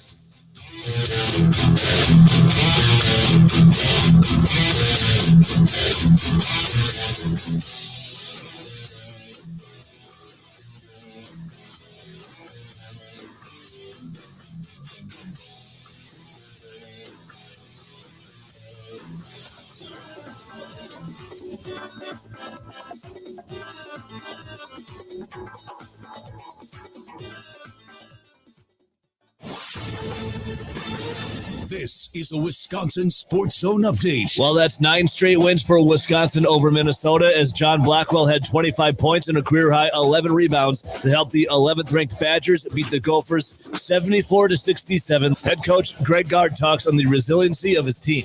Well, we were able to get stops. I think we buttoned up things defensively there, and then obviously we getting to the free throw line and scoring. We made a lot of big plays. Blackwell was huge down the stretch. Gilmore made a big play off of a shot fake and a drive, and then obviously the fact that Tonje and Blackwell and Crow could get to the free throw line was important. Up next for the Badgers, they'll wrap up conference play Saturday against Penn State. Turning to the Bucks, Giannis Antetokounmpo scored 32 points to bring his career total over 20,000. Damian Lillard added 34, and the Bucks would blow out the shorthanded Dallas Mavericks 137-107. At 30 years old, Giannis has scored 20,010 career points, becoming the 52nd player to reach 20,000. The only other players to get there at a younger age were LeBron James, Kevin Durant, Kobe Bryant, Wilt Chamberlain, and Michael Jordan. And now up next for the Bucks, they'll host the Orlando Magic at the Pfizer Forum on Saturday.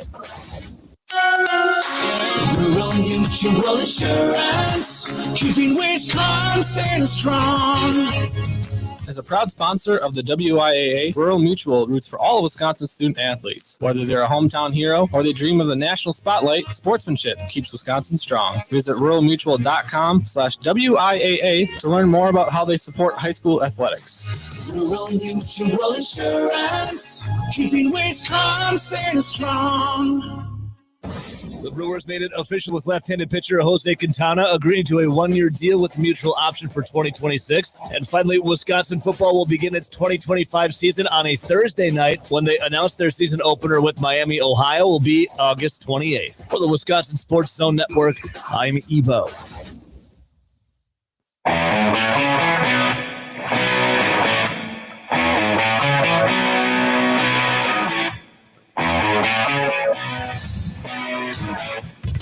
Well, and look at the Bill Michaels Show on the air on this Friday edition. So just to kind of recap, you've got Jonathan Allen let go today, his contract done in Washington. Trey Hendrickson of Cincinnati, the big pass rusher, 35 sacks in 2 years. He is now free to seek a trade, according to Cincinnati, which still is somewhat mind-boggling, but that's the way they do it. So he is now out there floating around. Now, again, I don't think that we are going to see this plethora of teams all of a sudden making these big, massive deals because they know that these guys are out there seeking trades. And Cincinnati, like Mo Egger, who you're going to hear from coming up here bottom of the hour, can allude to and say, hey, look, even if you do go out and make a deal, it's still Cincinnati's right to turn it down. The Browns owner, Jimmy Haslam, this is mind-boggling. The Browns owner, Jimmy Haslam, via Myles Garrett requested a sit-down face-to-face, like 20-minute meeting with him. Just wants to talk. Jimmy Haslam, the owner, said, no. I can't remember the last time an owner said no. You got the face of your franchise wanting to sit down and talk with you. Who, by the way, your GM has said, we're not trading. I don't care if he wants out. He's not going anywhere. And now Myles Garrett's like, let me talk to the owner. And the owner says, no, I'm not going to talk to you. The GM can handle it. I find that fascinating. And the only reason I even give a damn about it is because he's part owner of the Bucs. And that was like a cautionary tale for me. It's like, oh, wait a minute. What happens if, say, someday Giannis says, I want to talk to the owners? John Horst is like, go ahead, man. And Haslam's like, no, John Horst can handle it. Ooh. Makes me kind of shiver. If the object is to keep your employee as a boss, right? Granting your employee an audience seems like a nice first step. If you're mad at him and you're going to get rid of him, then who cares? Right. But if the plan is to keep him here and have him remain a Brown, maybe be willing to meet with the guy. It is kind of wild. Yeah,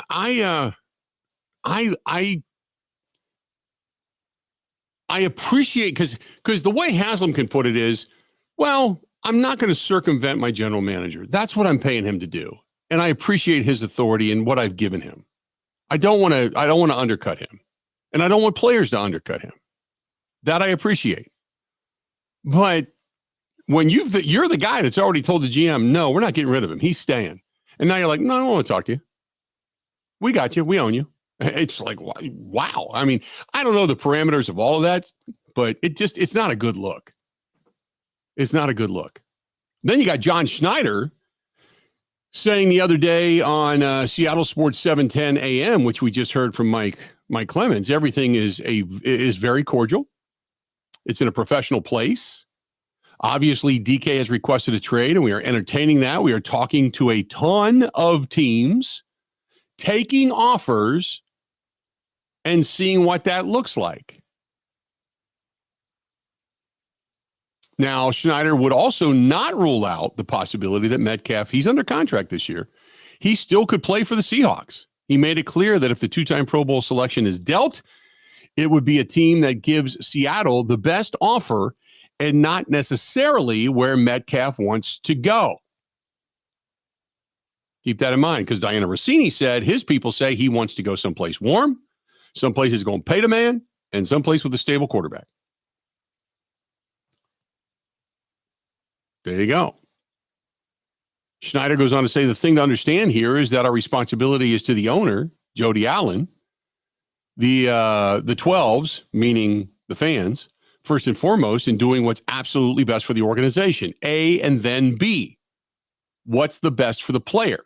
Hopefully both sides or both of those things emerge, and it's an ideal situation. Sometimes that happens, sometimes it doesn't. Hopefully in this situation it does, and that would be great.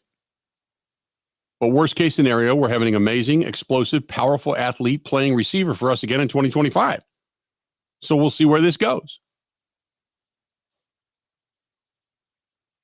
So the Seahawks and Metcalf have unsuccessfully discussed an extension, which he has one season, and it's roughly $18 million remaining.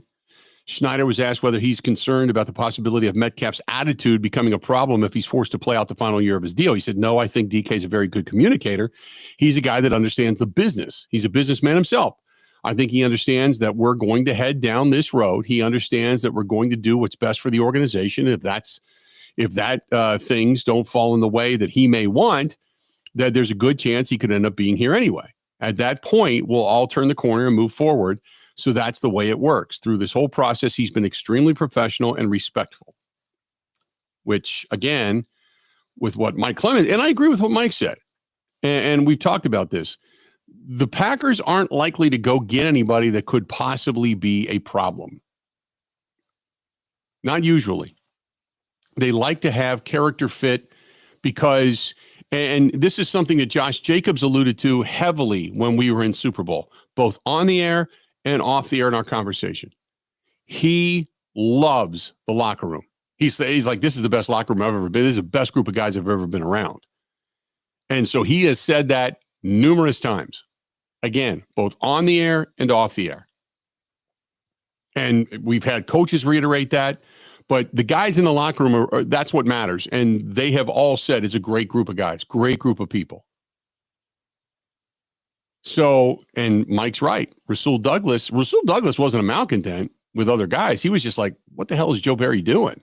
He spoke out. He's gone. Romeo Doubs didn't practice for a week. All of a sudden, he's being rumored to be the guy that's on the way out. Although they have propped him up by saying, no, we're very happy about Romeo's situation and he's not concussion prone, but now we know that they could be shopping him, or at least that could be part of a trade opportunity in the DK Metcalf deal. Jair, most likely he's not going to be back. And he's done some stupid things along the way as well. So, yeah, it's probably as much about the talent as it is about the locker room and vice versa. 877-867-1670, 877-867-1670. Give us a shout. We would love to hear from you. Again, 877-867-1670. But just that's kind of where things are today. There's a lot going on revolving. The NFL, the best part about it is for us anyway, for talk radio, is it never stops.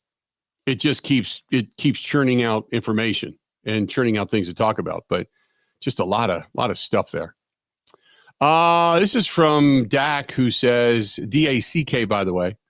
Not Dak Prescott, D-A-C-K, who says, hey, guys, I still would take Chris Godwin on a free agent deal. I think he's going to be the best option for the Green Bay Packers. Also, what the hell was Stephen A. Smith doing yelling at LeBron James last night? Did you hear about that? I saw it. I don't know what was said. I couldn't tell you.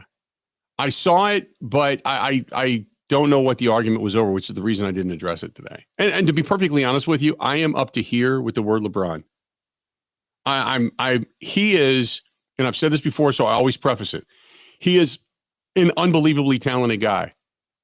But if you heard him the other day talk about why would you want to be the face of the NBA? Why would you want that? And all they do is complain. And he has got his own channel, and that's ESPN.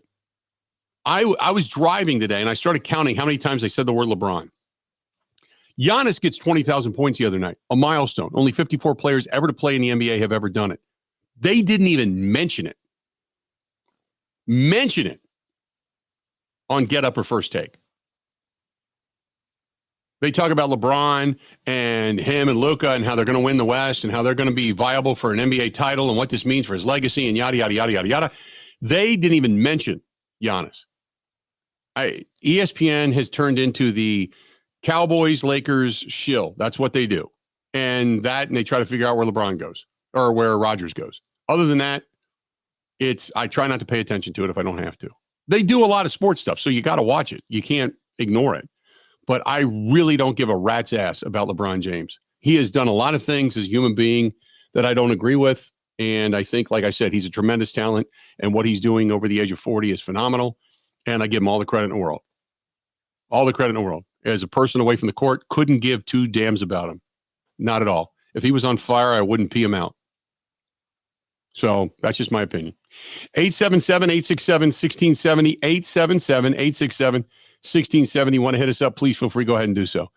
What else do we have? There's a lot of stuff coming in. Mike says, hey guys, Bill and Graham, when are you guys coming back to the Driftless area?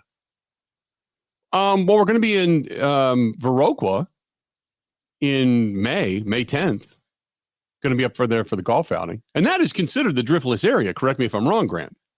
Yeah, you're right in the thick of it. I'll be back on the 3rd for conservation days at okay, so you're the ski jump too. Okay, you're there the week ahead of time. Okay. I'll also be there. I'll be there in April too for the Packers event, the Hunger Task Force thing, and I'm going to do a show there. But so a couple of times, I guess. But that's actually in La Crosse. That's not down near Viroqua. So that's different. Where is the Driftless Brewery or distillery? Like Driftless Distilling. Yeah, that's downtown La Crosse. That's what I thought. There's Hillsborough Brewing, and there's breweries and distilleries around the area. We ate there during the motorcycle ride last year for the Big River Rally. That was really good. Had a lot of fun there. But yeah, that's the kind of the Driftless area. That's, because there's actually a Driftless bar in Viroqua. Yeah, and I think I got it wrong. So Driftless Glen is in Baraboo. I was thinking of just La Crosse Distilling downtown. But I'm pretty sure Driftless Glen, Baraboo, yes. Yeah, that's in Baraboo or somewhere right outside Baraboo. Right. Okay. So anyway, he goes on to say, can't wait to see you guys when you come back to this area. He goes on to talk about how DK Metcalf would not be a good fit, but Devontae Adams would if Devontae Adams is ready to apologize for the way he left Green Bay. He didn't really say anything derogatory about Green Bay. He had just kind of had it. He wanted a deal. You got to remember that Devontae wanted a deal. And the Packers wanted to make him a deal. But they knew they had to deal with the quarterback and whatever Aaron Rodgers was going to get up front. They were trying to get that deal done because they didn't know what money was going to be left over. So they had to put Devontae on the back burner until they had Aaron's deal done. And Devontae, by the time, Aaron got done doing whatever he was doing and they got the deal done, Devontae was pissed off. And I get it because you're Devontae Adams. You're going, man, I matter too. But in the pecking order of things, business-wise, you had to get the quarterback's deal done because you didn't know what kind of money you were going to have left over. And then by that point in time, he was like, you know what? Peace out. I'm done. I don't want to talk about it anymore. I'm done. And so even though the Packers came back with either the same or a similar offer to what the Raiders did, he was a Raiders fan growing up. He wanted to go back and play with Derek Carr, which was his buddy. He just felt like this is going to be a new start for me. I'm going to go show everybody that I can still be a great wide receiver without Aaron Rodgers. I can get the same amount of money. I can go back to where I want to go, whether it's Oakland or Vegas or whatever. I can just move on and do my thing. He didn't walk out the door going, screw you. I hate Green Bay. He didn't do any of that. It was, we get mad at players for not being loyal. But yet the minute the player doesn't perform to our expectations, you want to basically yank their pay and cut them. And look at people now where I wouldn't do that. Screw this guy, to heck with him, cut him loose, package him up, get rid of him. That's where we're at. So they're looking at it as, look, nobody's out to protect me. I have to protect me. And that's all he was doing. He didn't say anything derogatory about Green Bay. Not as far as I remember. Not as far as I remember. I think he was pretty respectful on his way out the door. 877-867-1670. Am I wrong on that, Grant? Did he say anything that I mean, even Greg Jennings talked a little bit about Aaron Rodgers and about the dynamic of the locker room, but it was his sister that was doing all the bashing. Yeah. No, I don't remember Devontae Adams ever saying anything bad about Green Bay. Yeah, I don't either. So it was very much for him. He wanted to be closer to home. He wanted to. What's funny is I remember him talking about, I need to look out for myself too, and I don't know who the quarterback's going to be here. So he went to play with Derek Carr. Yeah. So right idea, horrible execution, Devontae. But no, I don't think he ever said anything bad about Green Bay. Right. I mean, he obviously had a misstep in his career going to play with Derek Carr and for what happened out there in Vegas. But, I think, you'd all like to go back and do something that when you were a kid growing up, like you could make your dreams come true. I think we all grew up wanting to play for that certain team or with this certain player. You'd all like to do that. So he had an opportunity, and what was his fairy tale turned into be kind of a craptastic nightmare because of everything that went down. 877-867-1670. Stay right where you're at. Don't go anywhere. We got a whole lot more of the Bill Michaels Show. Coming up, our friends at Point Brewing wearing the Point Brewing Bach Run sweatshirt today, baby. Only a week ago, we were up there having a great time sitting in the tasting room. It was a fun weekend. It was a fun event. There's going to be more stuff coming up this year. And I look forward to it. Point Brewing, great people, great place. And I'll tell you this, great sodas, man. Great sodas. I love the grape. I brought home a couple of 4-packs. Grape soda, fantastic. Now, I love the beverages, and the Drop Dead Blonde is fantastic. But I'm not kidding. They've got the sodas. They're just as good. If you're not looking for anything alcoholic, check out our friends at Point Brewing in Stevens Point, Wisconsin. Brewing excellence since 1857. We got more coming up right after this. Covering Wisconsin sports like a blanket. This is the Bill Michaels Show on the Wisconsin Sports Zone Radio Network.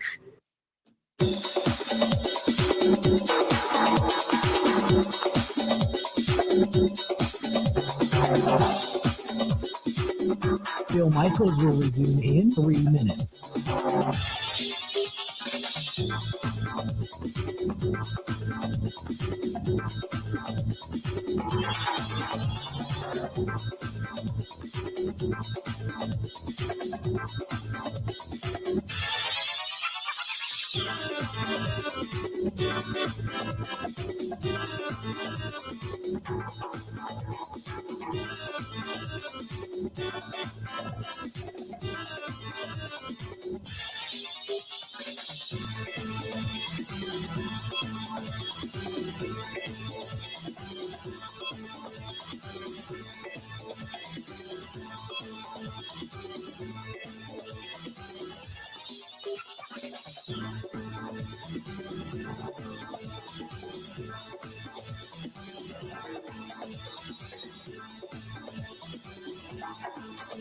Bill Michaels will resume in 2 minutes.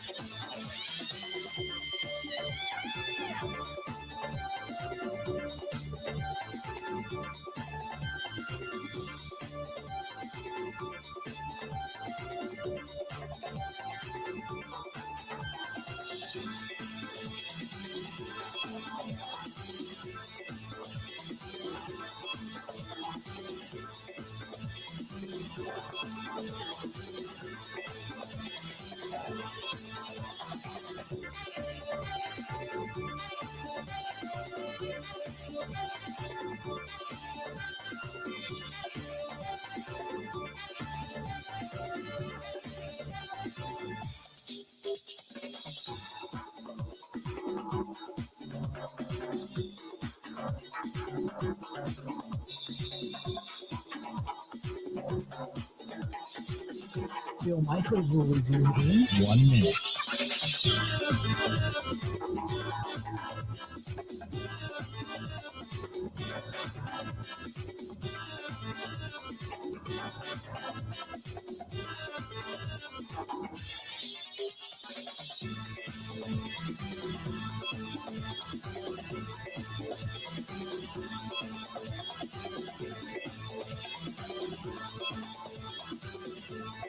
Bill Michaels will resume in 30 seconds.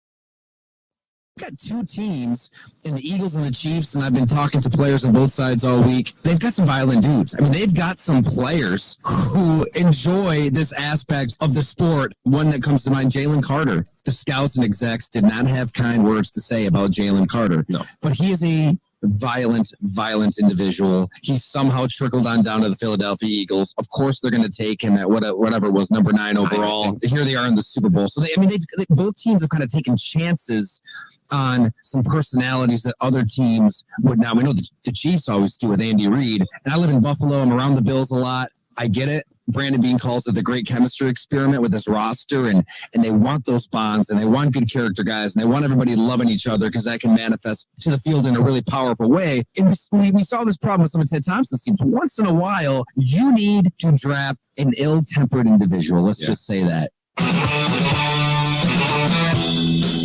Tyler Dunn. When we were down at Super Bowl, he was with Grand Hills. And I'm going to get into that in just a second. Breaking news, the Titans have released yet another pass rusher is out there. Harold Landry.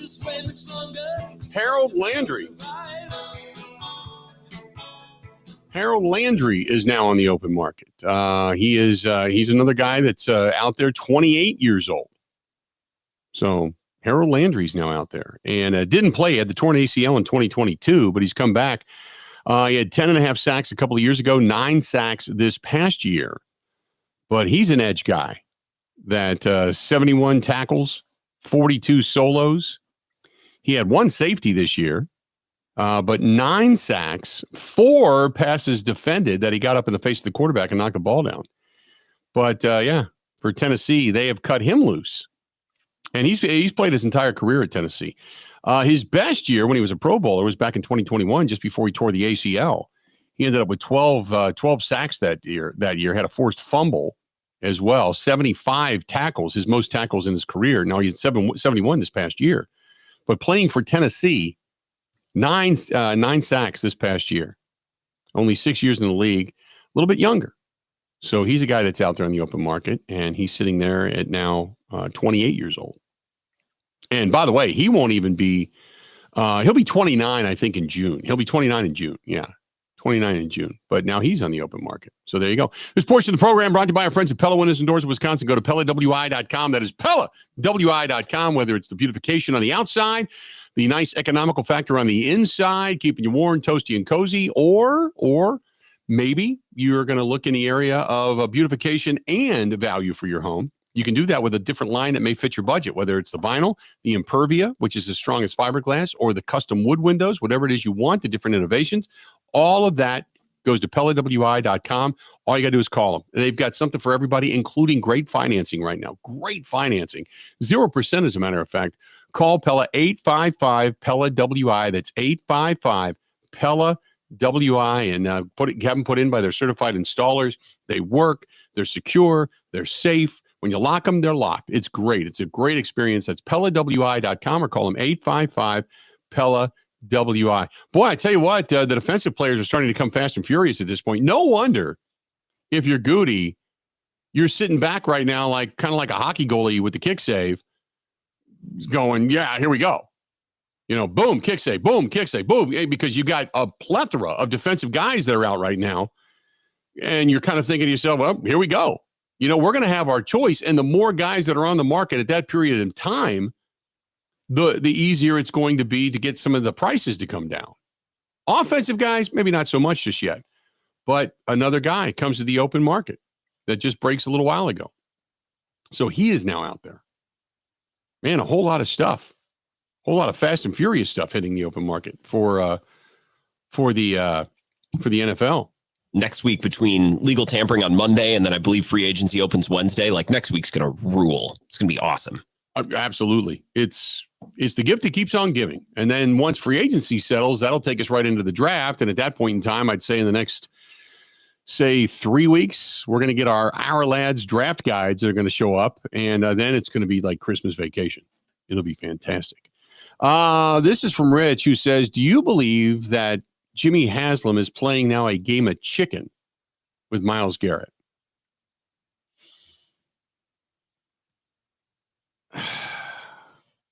I don't think Jimmy Haslam knows what he's doing. I was just going to say, I'm not going to go that far. Do you think that's giving Jimmy Haslam too much credit? The line from Batman when the Joker goes, "Do I look like a man with a plan?" Like, I don't. Right. I just think he's a bozo. I'm not a big fan. Look, he's got money. He owns teams. Give him credit as a businessman. Okay, he's even gotten into trouble and still bailed himself out of that. I give him credit as a businessman. But as a team owner, I'm basing that on Cleveland. But as a team owner, man, I don't know. I'm not going to go that far. I think he wants what he wants. You know what's really interesting about that whole situation, and I kid you not, they're talking already about a new stadium in Cleveland after building that stadium to get a team back after the Baltimore Ravens, who were the Cleveland Browns, left. Okay. They're already talking about building now a new stadium. They need a new stadium. And there's been this rumbling that if they don't get it, they'll leave. Could Cleveland really have two absolutely jackass owners that just pull the team from that? Look, I'm not a fan of Cleveland. Never have been. My dad gave me a shirt when I was a kid. If it's brown, flush it down. And I still, to this day, I think it's ratted up somewhere in one of my drawers, and I think I still have it. I grew up hating the Cleveland Browns. I knew the whole history because originally the Browns were named after Paul Brown, who they basically kicked out. And so he came down to Cincinnati and got the franchise of Cincinnati Bengals. So we always hated the Browns. But the fans in Cleveland, all they want to do is win. They just won a championship. They had Jim Brown, who, it's funny because many people believe that the Browns were named after Jim Brown, and they weren't. But they had Jim Brown. They've had some good players. They've had some good coaches. They're just such crap. And then they get an owner in Haslam who triumphantly brings them back. He's heralded as like a god. And then after that, he tries. He's kind of like Senator Cole was in Milwaukee. Senator tried. And you got to know him. He just wanted to win. That's all he wanted. He just wanted to win a championship. But sometimes you step on it yourself. You just keep stepping on your own junk. And it's kind of what they did. And Haslam's kind of that way. And now, so no, to answer your question, I don't think it's a game of chicken. I think it's just a game of stupid. And maybe poor management. I don't know. But I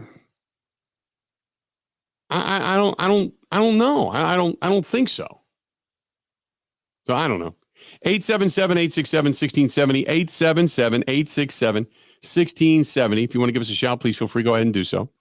877-867-1670. This is from Thumper. Thumper says, hey, Bill, did you see that Mason Crosby is retiring as a Green Bay Packer? The one-day retirement. It's cool. Look, I know Mason. He's such a really good guy.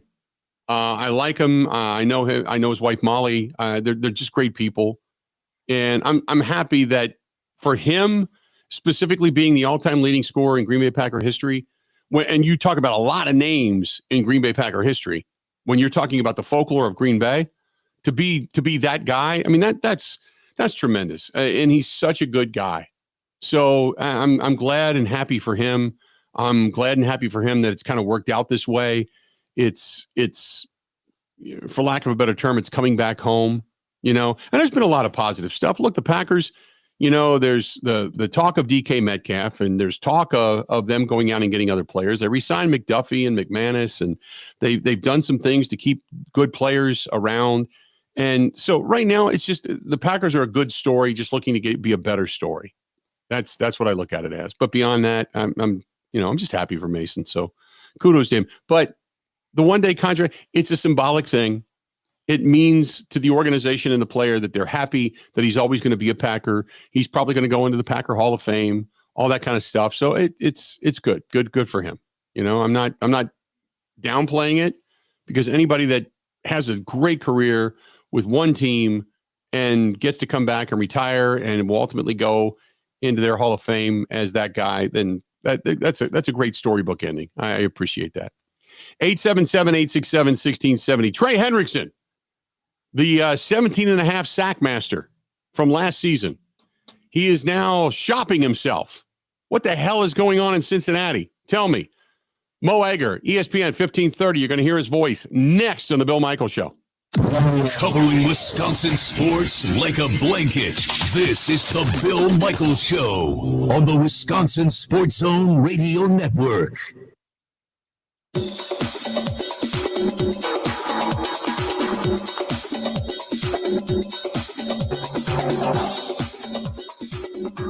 Bill Michaels will resume in 5 minutes.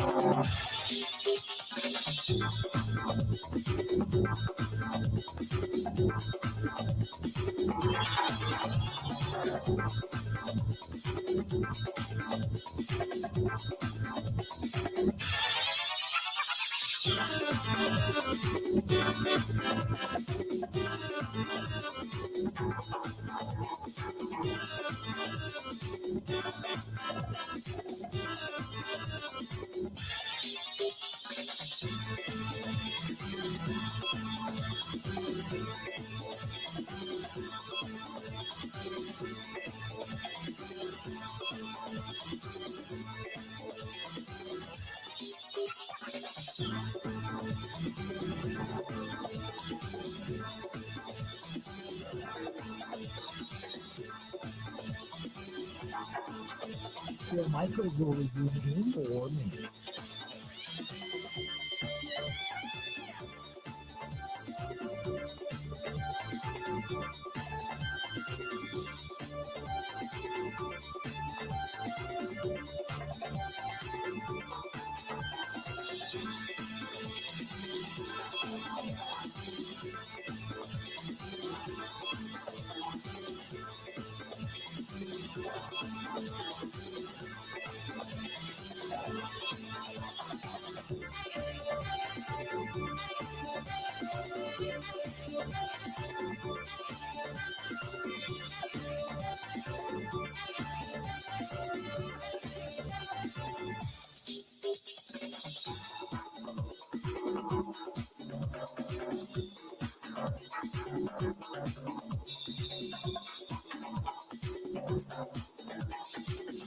Bill Michaels will resume in 3 minutes.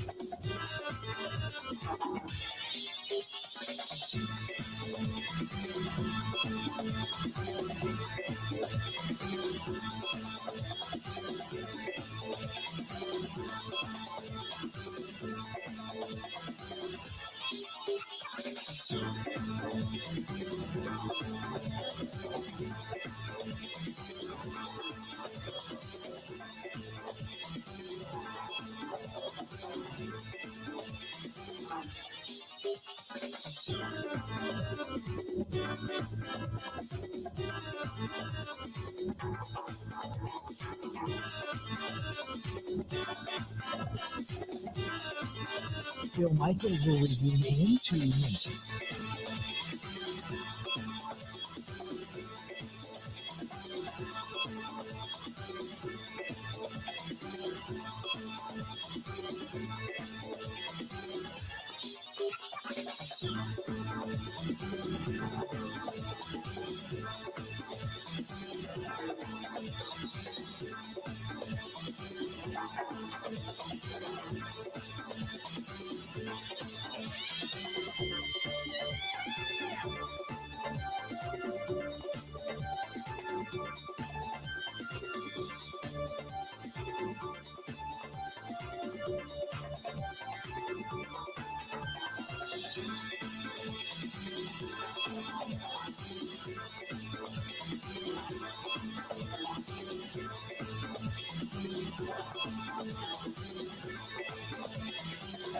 Bill Michaels will resume in 1 minute.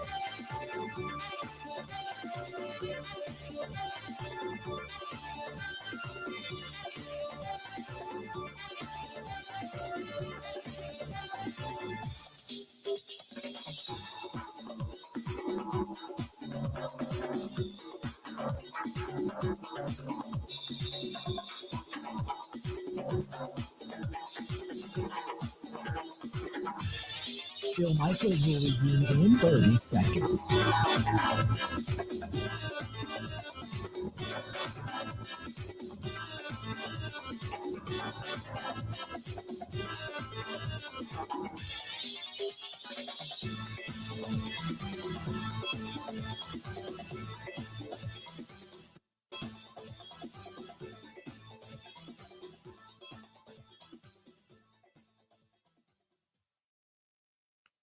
You're going to look over from Cincinnati, you're going to look over to Philadelphia, and you're going to say, well, they're making it work. And the Philadelphia Eagles are making it work because they have ownership who's willing to pay guaranteed money. They have a GM who signs guys a year early rather than a year too late, like we just saw with Saquon Barkley, for example, like we've seen with A.J. Brown and Devontae Smith. The Cincinnati Bengals do not do that. In fact, they don't guarantee money beyond year one for anyone who is not a quarterback.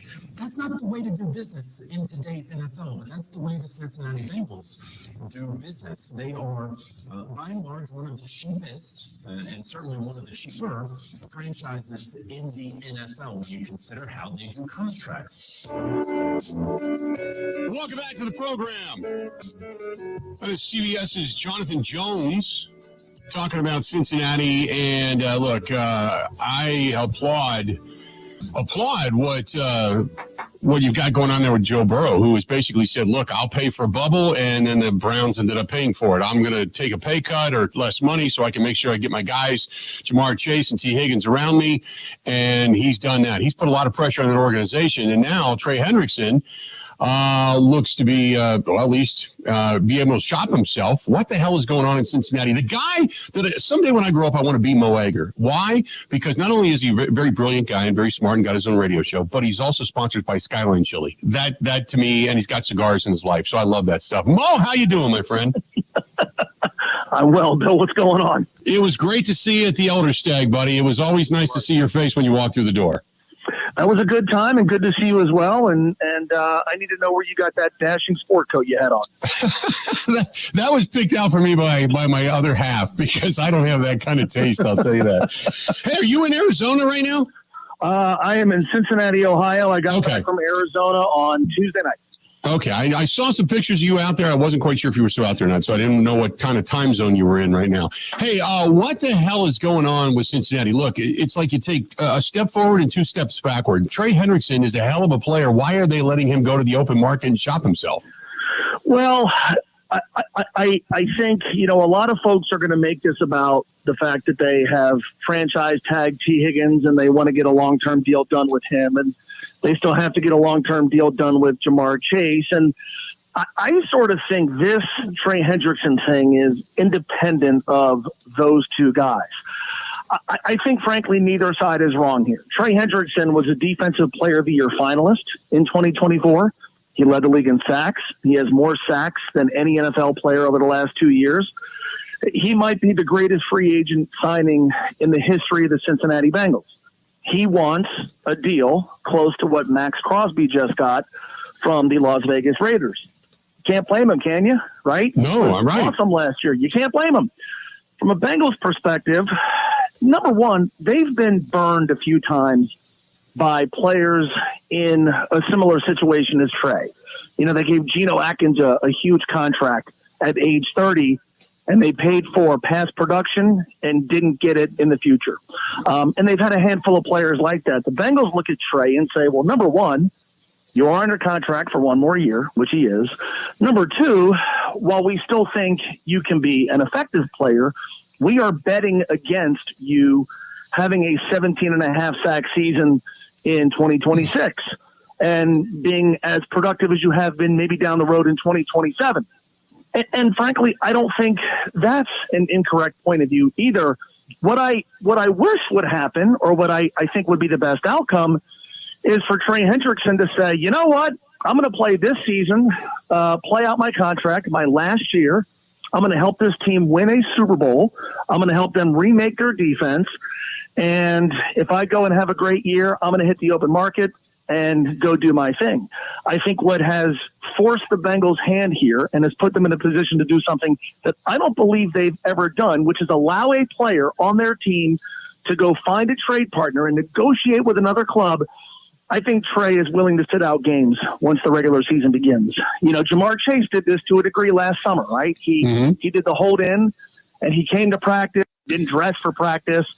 But at no point did anybody think he was willing to sit out games, and obviously he didn't and had a great year. I think there is a genuine belief, and I talked to somebody maybe 30 minutes or so ago who kind of confirmed this, that if push came to shove and they didn't give him a contract extension, didn't give him a pay raise, that Trey was going to sit out games, plural.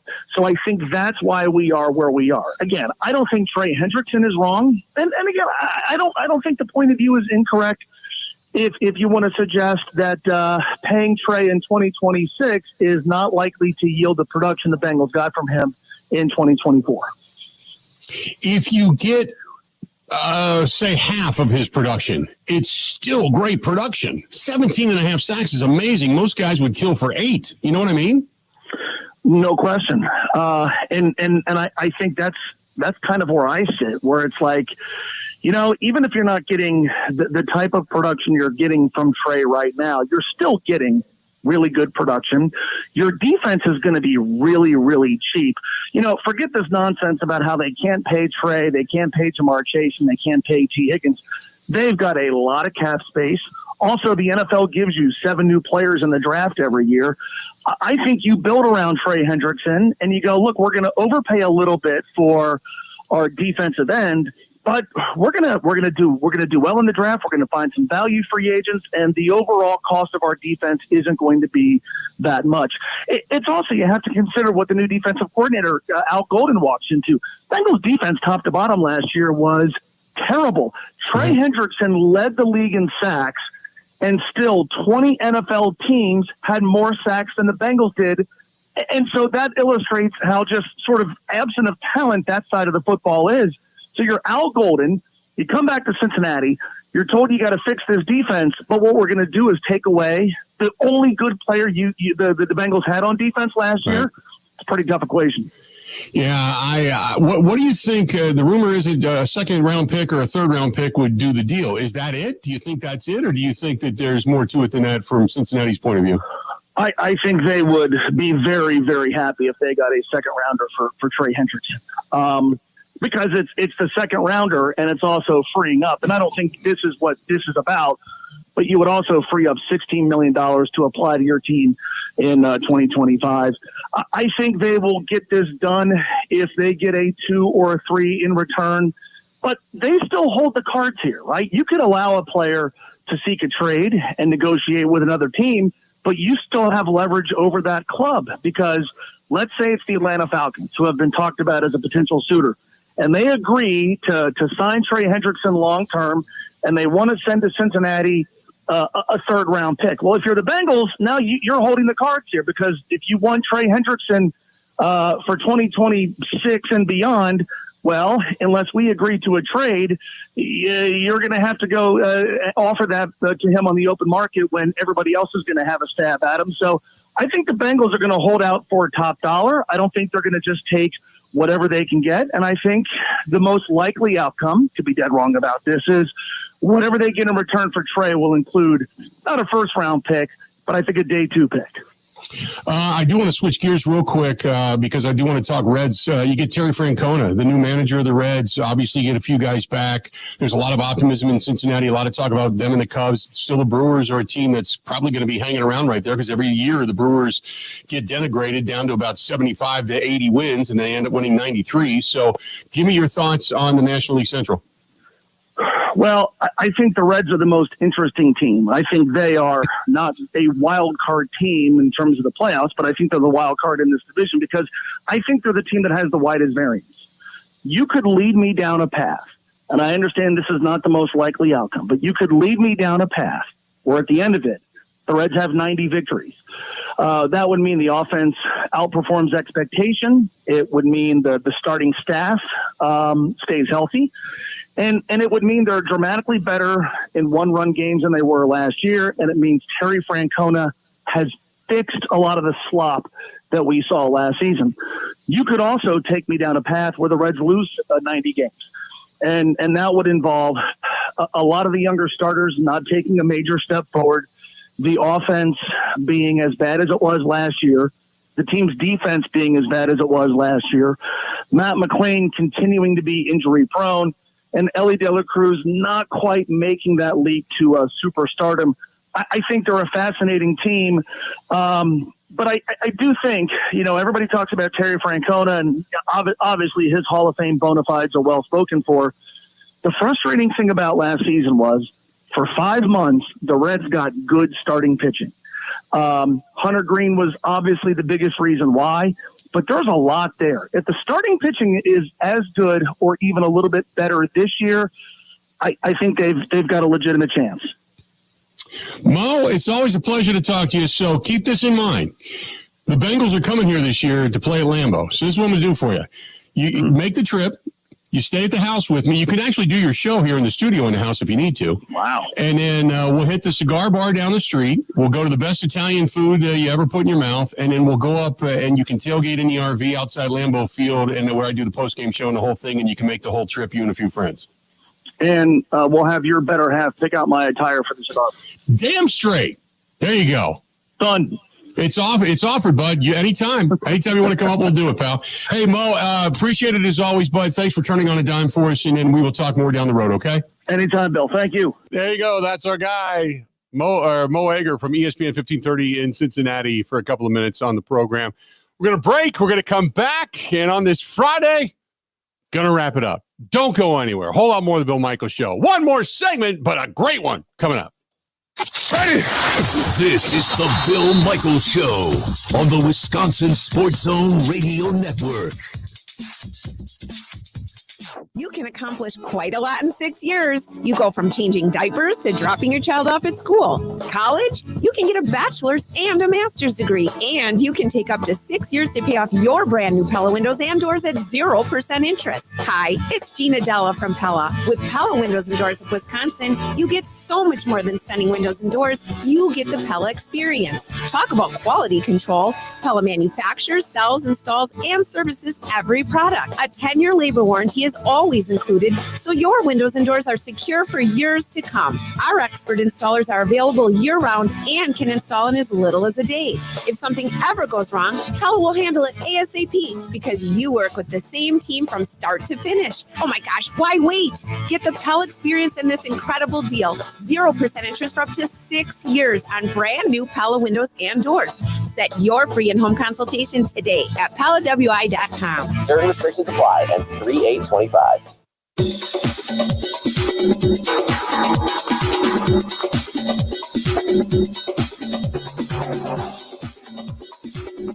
Bill Michaels will resume in 3 minutes.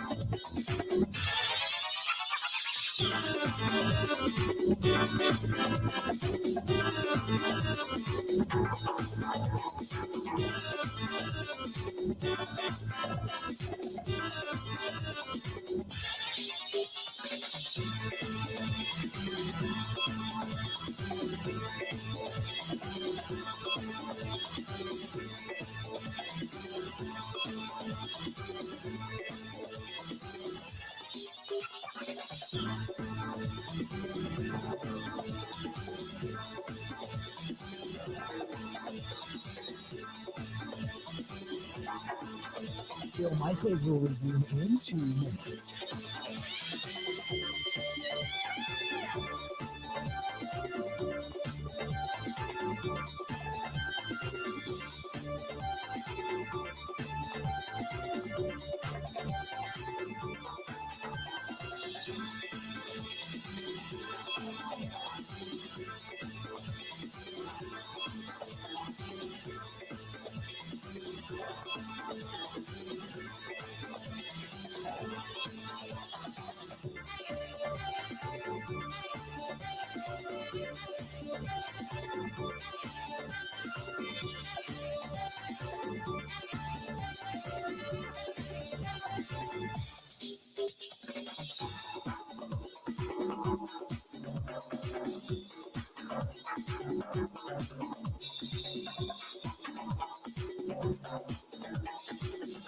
Bill Michaels will resume in 1 minute.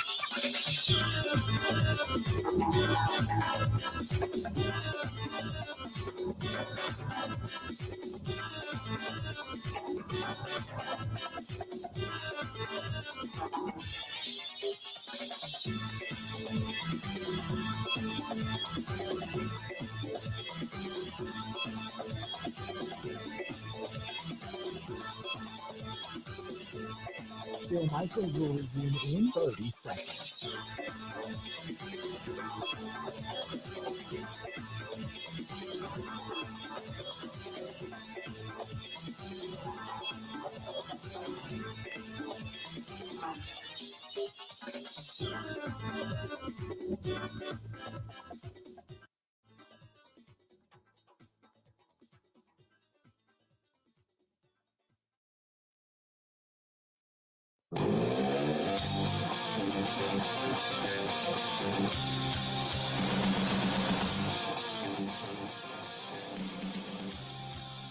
Great to have you back. Playing roundabout. Terrific fish fry tonight. Stoley's Hog Alley, Lake Country on Venice Beach Road. That salted rye bread. Yeah, that'll make you go crazy. Oh, that's good stuff. It is Lent. Fish fries everywhere. Check out Stoley's Hog Alley in Lake Country on Venice Beach Road. Stoles 109 on County Road R in Watertown as well. Don't forget about our friends out in La Crosse, Buzzard Billy's. They're going to be doing Big Fish Fry tonight, and they got a lot of great specials going on. Starlight Lounge for some cocktails upstairs if you want to do that. You want to do the Lake Country thing on the lake at Okachi Lake. It's smoke on the water.